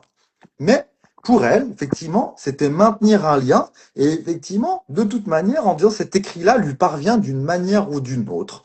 Et j'avais une autre personne qui continuait, effectivement, à aller arroser les plantes d'un endroit, continuer à prendre soin, et à ce moment-là, qui parlait avec la personne.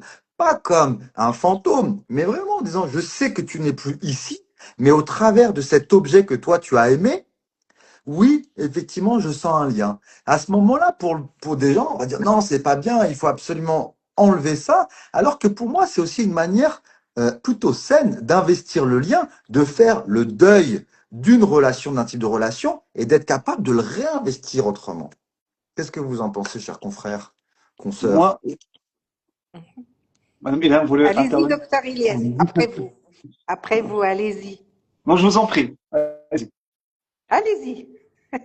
Donc, je pense que ça doit être inséré dans un cadre chronologique, parce que je vois ça comme un objet transitionnel, justement, en fait. Ils utilisent l'écriture comme un objet transitionnel pour pouvoir transiter, pour pouvoir passer, pour pouvoir intégrer cette représentation de l'objet perdu de manière définitive. Et c'est très, très thérapeutique, l'écriture. Ah, je l'utilise beaucoup en cabinet, c'est très très thérapeutique, c'est très salutaire. Ça permet de symboliser. Surtout quand on sait qu'une fois, quelquefois, quand on pose un stylo sur une feuille blanche, quelquefois il bouge avant qu'on pense, qu'on réfléchit à ce qu'on va écrire. Mais vraiment, il est très, très thérapeutique.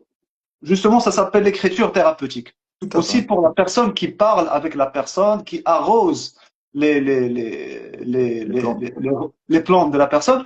Donc, peut-être c'est vu comme un espace transitionnel sur lequel Exactement. il va s'appuyer. Mais est-ce que tout l'enjeu, est-ce que ça va durer dans le temps? Parce que peut-être que le deuil, son deuil était tellement douloureux qu'il a besoin de plus de temps pour que ça cicatrise, pour Et que ça. sans vouloir effectivement vous spoiler, oui, la personne, au bout de quelques mois, a commencé à diminuer la fréquence d'écriture et a fini par arrêter au bout de 2 ans. Et on était parfaitement dans l'explication que vous venez de donner. Exactement, exactement. Donc, tout l'enjeu, c'est de créer une représentation interne, que la personne soit avec nous de manière définitive et éternelle, ce qui est très beau en soi, c'est très spirituel en fait. Mais ne pas, voilà, désinvestir, on va dire, l'énergie psychique qu'on a investie sur cette personne pour pouvoir justement l'investir sur d'autres objets. Sinon, on va s'isoler, comme vous avez dit tout à l'heure, on va s'isoler, on va tomber dans ce qui est pathologique. Laïla, Et moi, j'allais dire que des fois, la relation devient encore plus forte quand la personne a disparu. Et surtout quand c'est une personne qui est chère à notre cœur, comme la maman, comme un conjoint, comme un enfant, par exemple, on continue cette relation et on essaie d'exprimer les choses qu'on n'a pas eu le temps d'échanger avec la personne en question, parce qu'on n'avait pas le temps, parce qu'on était trop jeune, parce qu'on comprenait pas assez bien les choses, et puis on revient sur certains détails, et ça remplit, c'est comme l'écriture spirituelle. Enfin, c'est comme l'écriture thérapeutique, pardon. un petit. On écrit, voilà, on écrit, on s'adresse à la personne, on peut lui parler et on peut faire aussi perpétuer les choses qui lui tenaient à cœur. Par exemple, si elle était dans la bienfaisance ou dans quelque chose qui lui plaisait beaucoup, on continue de le faire en lui rendant hommage à la personne et en perpétuant ce contact. Ça veut dire que et il devient plus fort. Il devient plus fort que des fois que du vivant de la personne. Merci beaucoup. Peut-être plus Merci. rassurant pour celui qui le fait aussi. En tout cas, merci beaucoup pour vos réponses claires, détaillées, très illustrées et illustrantes. Il nous reste encore quelques minutes et on a quelques questions, donc je vais faire de mon mieux. Je suis presque sûr que j'en ai raté une ou deux, donc ne m'en voulez pas, remettez-les dans le chat pour pas que je les ai ratées si vous voulez que je ne la pose pas. On a une première question de Fatih Fleur qui va dans le sens un peu de ce qu'on vient de traiter, peut-être pour lui répondre de façon un peu plus directe. Comment peut-on acquérir une résilience envers le deuil pathologique? Si vous voulez essayer de répondre, docteur Elias. Alors, le thème résilience a été, on va dire, théorisé, conceptualisé par Cyrulnik, Boris Cyrulnik. Moi, je lui préfère le terme de défense psychique.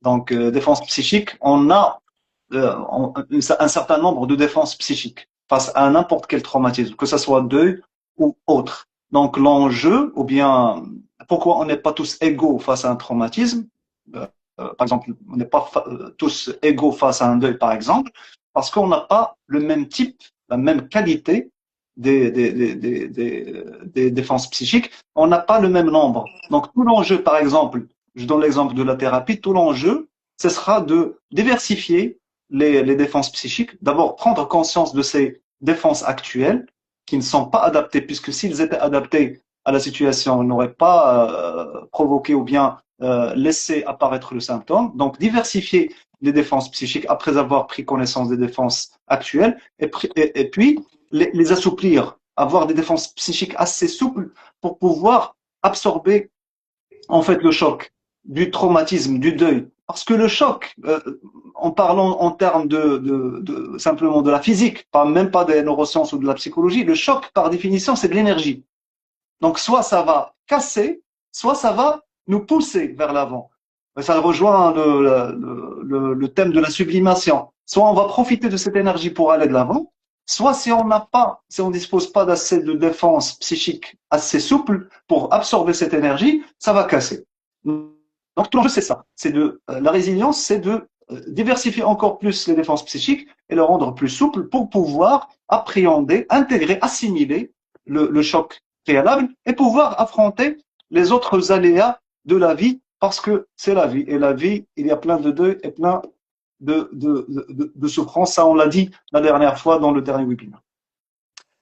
Madame Ilem, on a Mehdi qui nous pose une question. Alors, il l'a posée deux fois avec une petite variation. Donc, je vais vous poser celle qu'il a complétée. Le deuil est-il vraiment à continuer à vivre après une perte? Si oui, comment? Ou empêche-t-il d'oublier ce que l'on a aimé? Est-ce que le deuil nous aide vraiment à continuer à Je, vivre après une perte? je risque de me répéter, mais le deuil, enfin, on n'oublie pas. Avec le deuil, on n'oublie pas. On continue à vivre, certes, mais on n'oublie pas. Ça, Mais c'est donc, sûr.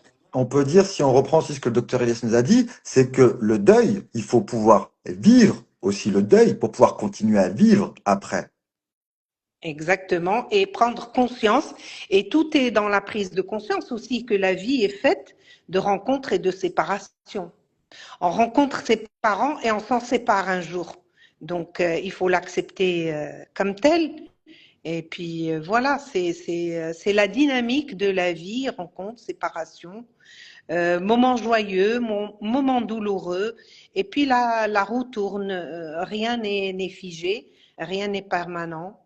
Il faut juste savoir vivre chaque étape comme elle se présente et toujours honorer ce défunt de façon générale ou cette chose qu'on a quittée en faisant, enfin, en se rendant utile et en honorant la personne qui est partie de façon définitive, en continuant à faire les choses qui lui tenaient à cœur et qu'elle n'a peut-être pas pu continuer ou aller jusqu'au bout de son don, quoi. Effectivement, mais donc oui, il va falloir, à ce moment-là, on comprend bien que cette fonction-là, la manière dont on va l'investir, ce moment, la manière dont on va compiler avec, la manière dont on va pouvoir en parler, sont des facteurs très importants pour la suite. Mais c'est vrai que moi, j'ai tendance à essayer d'expliquer quelque chose à mes proches, pas à mes patients, Mhm. mes amis, c'est que le travail psychique, il se fait pas forcément au moment de la douleur. Pour répondre à cette question, est-ce que le deuil nous aide à vivre après? Et je vais peut-être dire quelque chose qui choque, mais moi, très régulièrement, je me prépare à des deuils. J'imagine pas une personne en particulier, mais je sais que j'ai des gens autour de moi que je peux perdre. Et pour le coup, ça me pousse à investir mes relations de façon qualitative. En me disant, c'est aujourd'hui qu'on vit. Je n'anticipe pas le deuil, mais je me dis, la vie, c'est aujourd'hui. C'est maintenant. Et vous voyez, par exemple, tout à l'heure, ma sœur est présente, elle est venue d'Agadir, elle était à Bouskoura. J'étais prêt à faire 1 heure de route pour aller passer 1 heure ou deux avec elle, parce que la vie, elle est maintenant. Et ça ne veut pas dire que je me prépare à perdre quelqu'un, mais ça veut dire que je me prépare sur le fait que la perte est inhérente à la vie. Vous Et que suivez le pour moi, manuel d'Épictète à la lettre. c'est un de mes ouvrages favoris. Ouais. J'avoue qu'il a constitué, j'ai commencé à le lire quand j'étais adolescent, et c'est un ouvrage aussi que je recommande. Il est disponible gratuitement sur Internet si vous tapez le manuel d'Épictète, euh, qui est vraiment un ouvrage effectivement qui a ce côté en plus pédagogique parce qu'il est assez redondant. Mais en tout cas, voilà, je crois qu'effectivement c'est des choses importantes. Petite question pour Dr Elias. Est-ce qu'il y a il y a eu deux questions autour de la question de l'addiction. Le plus dangereux pour les personnes qui sont dans le deuil, prendre le chemin des drogues pour le faire oublier. Et effectivement, donc, est-ce que le deuil peut conduire à de l'addiction? Justement, quand on a parlé tout à l'heure de l'objet transitionnel, il y a une autre chercheuse qui est dans la lignée de Winnicott qui s'appelle Joyce McDougall. Et au lieu de parler de objet transitionnel, donc c'est l'objet qui permet la transition de la séparation avec la mère, donc faire le deuil de la mère, elle parle, elle, d'objets transitoires. L'objet transitoire, ce sont, au lieu d'être des objets à la fois internes et externes, qui ont des valeurs internes et externes, comme l'objet transitionnel décrit par Winnicott, c'est un objet totalement externe. Et elle décrit par objet transitoire les produits addictifs, tout simplement. Donc, en d'autres termes, si la personne, en revenant, rebondissant, revenant sur le thème le thème de la résilience et des défenses psychiques, si on n'a pas assez de défenses psychiques, qui sont des défenses internes, assez fortes pour faire face à un deuil, on aura recours à des défenses externes. Et moi, je vois toujours l'addiction comme elle a une fonction. L'addiction, elle a une fonction. Et je la décris tout le temps comme une béquille, soit une béquille psychique, béquille Mhm. chimique, mais c'est une béquille.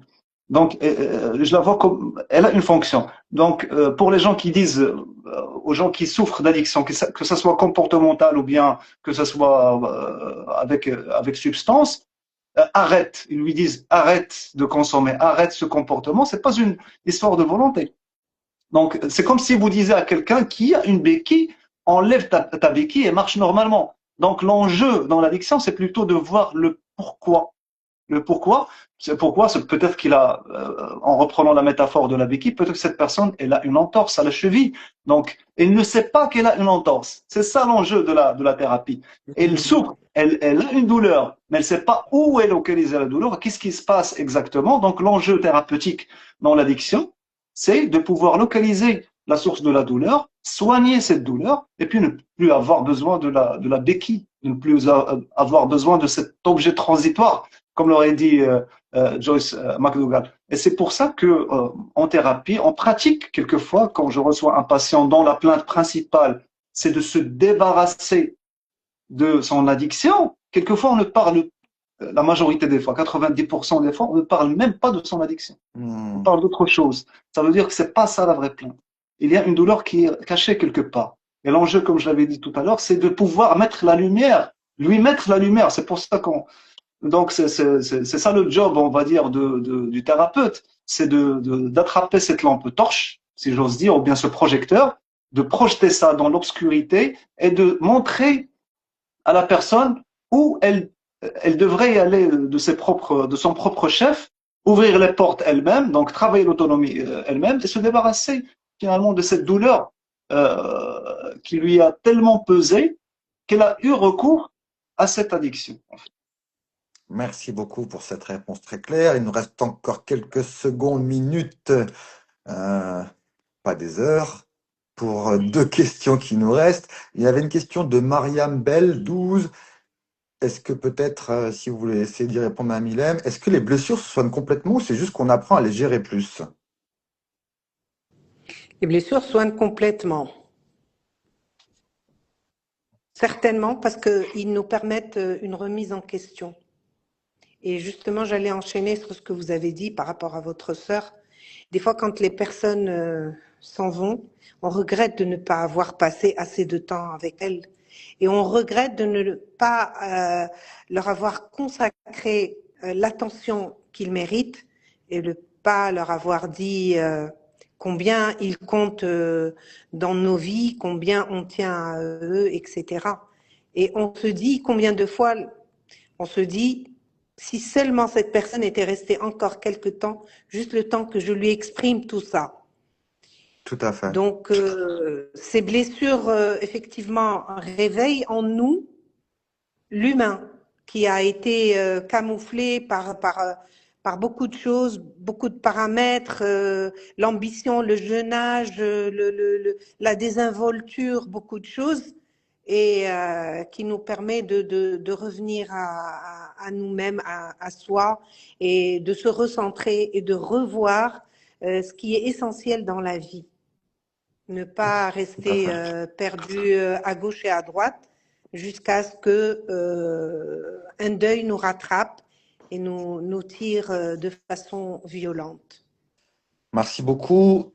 Et j'en profite pour donner une petite information personnelle qu'on me pose, parce qu'on me pose souvent la question. La raison principale pour laquelle moi je suis venu m'installer au Maroc, c'est parce que je voulais me rapprocher de mes parents, parce que mes parents sont tout jeunes, sont en bonne santé, mais je me suis dit, je veux vivre des jours, des semaines, des l'Aïd avec eux. Et effectivement, je crois vraiment à ce processus-là de incarner notre propre vie et de ne pas attendre, laisser le sable filer entre nos doigts. Petite question pour docteur Eliès. Comment aider la personne âgée pour ne pas tomber dans le narcissisme et la régression libidinale lors des deuils de leurs proches?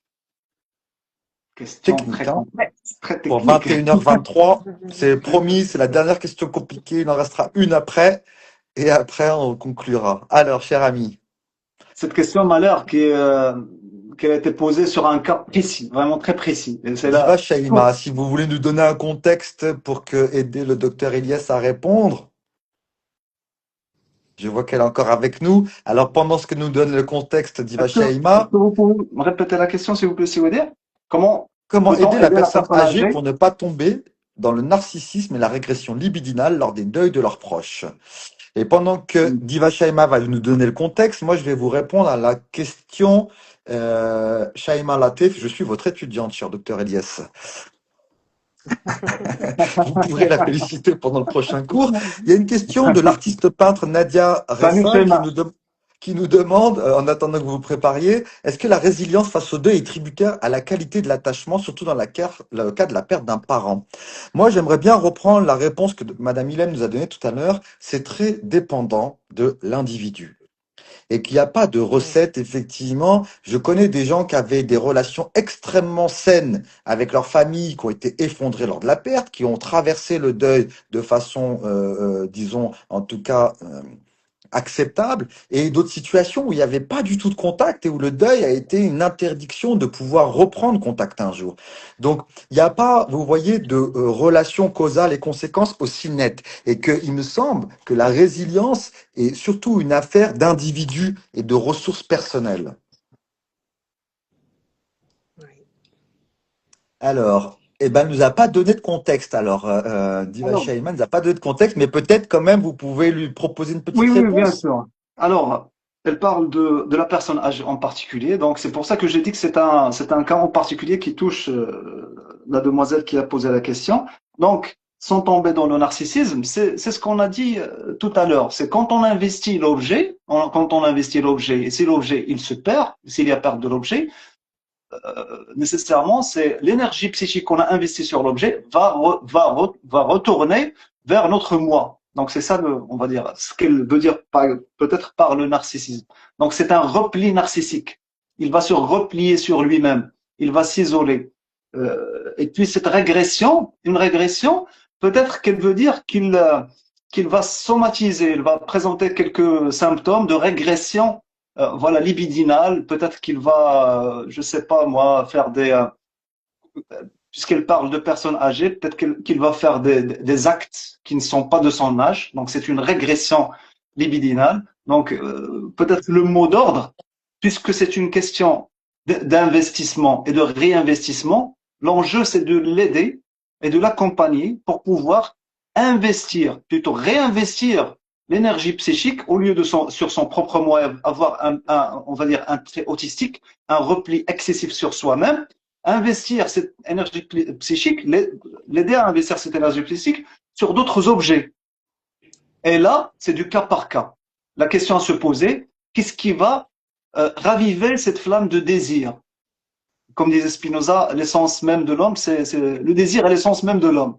Donc, comment raviver cette flamme de désir? C'est du cas par cas, c'est très relatif. Qu'est-ce qu'il aime, qu'est-ce qu'il n'aime pas faire? Qu'est-ce qui l'a poussé à retrancher massivement cette énergie psychique du monde entier?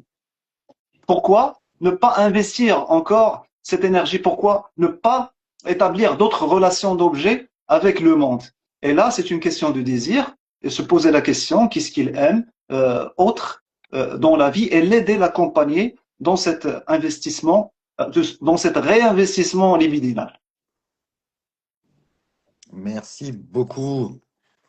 Est-ce que vous voulez rajouter un petit mot, Madame Ilem? Moi, je voulais juste remercier les participants de l'intérêt qu'ils ont manifesté à cette thématique. Remercier aussi mes consoeurs et mes confrères qui se sont intéressés également à la question.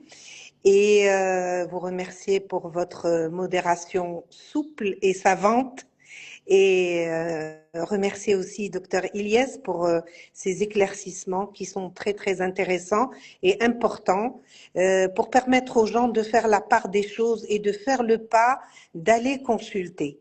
Il n'y a pas de honte et puis de comprendre comment ça fonctionne dans un cabinet. C'est-à-dire on n'est pas dans le jugement, on va pas déballer nos malheurs, mais on va essayer ensemble de trouver une solution à ce qui nous fait mal, à ce qui nous fait souffrir. tout à fait. Voilà, merci à vous tous Merci en et tout cas pour ce euh, mot. En tout cas, juste avant de donner aussi la parole au docteur Les pour qu'il nous propose quelques mots de conclusion, parce que c'est un sujet qui me travaille depuis quelques semaines et je vais essayer de vous préparer des petites choses pour vous les communiquer sur Instagram.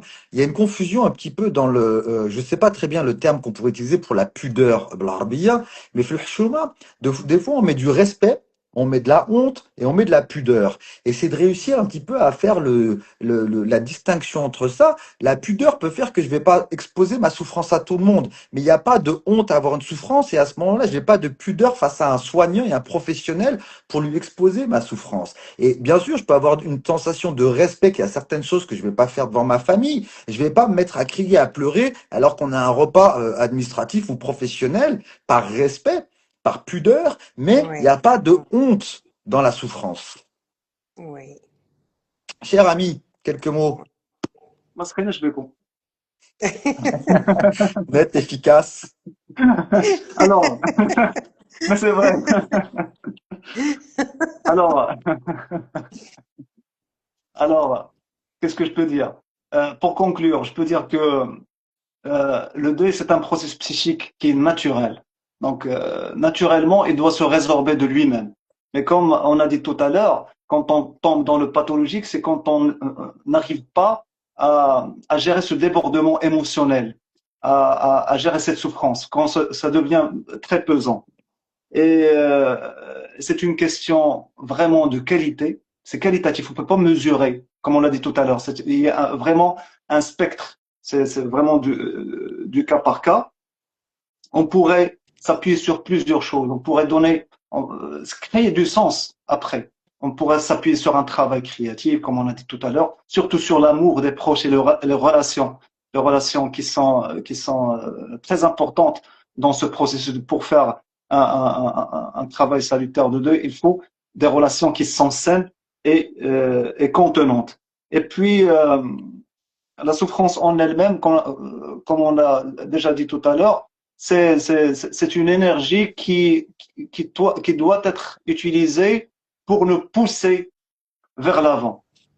Parce que la souffrance, voilà, on doit créer un sens à la souffrance. Il est nécessaire. Il est nécessaire même pour connaître le bonheur. Je citerai à la fin le philosophe contemporain Kant, Sponville. Kant Sponville, voilà. Il essaie, parce que lui, il a connu des malheurs dans sa vie, justement le deuil de sa fille, et lui, il a essayé de donner voilà, une conceptualisation, de définir le concept du bonheur. C'est quoi le bonheur pour lui? C'est tout simplement l'absence de malheur. Et pour connaître le bonheur, donc il faut justement connaître le malheur pour pouvoir se représenter son absence. Donc c'est justement ça.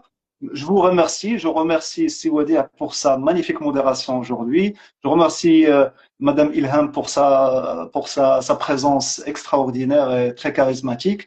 Et je remercie les gens qui ont participé massivement à ce webinaire. Et ben voilà. Et à la prochaine, j'espère. Écoutez, en tout cas, pour moi, c'était un honneur d'être présent avec vous. Effectivement, vous avez déjà dit l'essentiel concernant le contenu, et pour moi, c'est un plaisir de pouvoir regarder un objet avec trois angles de vue, hein. C'est-à-dire que d'un coup, on passe de est-ce que je le regarde comme ça, comme ça, comme ça. Et ces angles de vue, moi, m'enrichissent, moi, personnellement, en tant que clinicien, me rendent meilleur et je pense qu'effectivement, peuvent apporter des informations. Alors, de façon un peu d'abord pragmatique, pour répondre à quelques questions, les lives seront disponibles sur Instagram. On va aussi les mettre à disposition sur YouTube. Il y aura bien sûr d'autres lives qui vont être programmés. Je vous invite effectivement à nous laisser des commentaires pour nous proposer des thématiques qui vous intéresseraient. On est ouvert à toute proposition et tout échange. Et je suis vraiment très content. Donc je vous remercie d'abord tous les deux, Madame Ilem et Docteur Eliès, d'avoir été aussi présents, d'avoir apporté une vraie lumière sur un sujet qui est parfois obscur et dont on n'a pas envie de parler, mais qui est pourtant très important. Je vous remercie à vous aussi, tous ceux qui avaient été présents, pour votre écoute, la qualité de vos questions.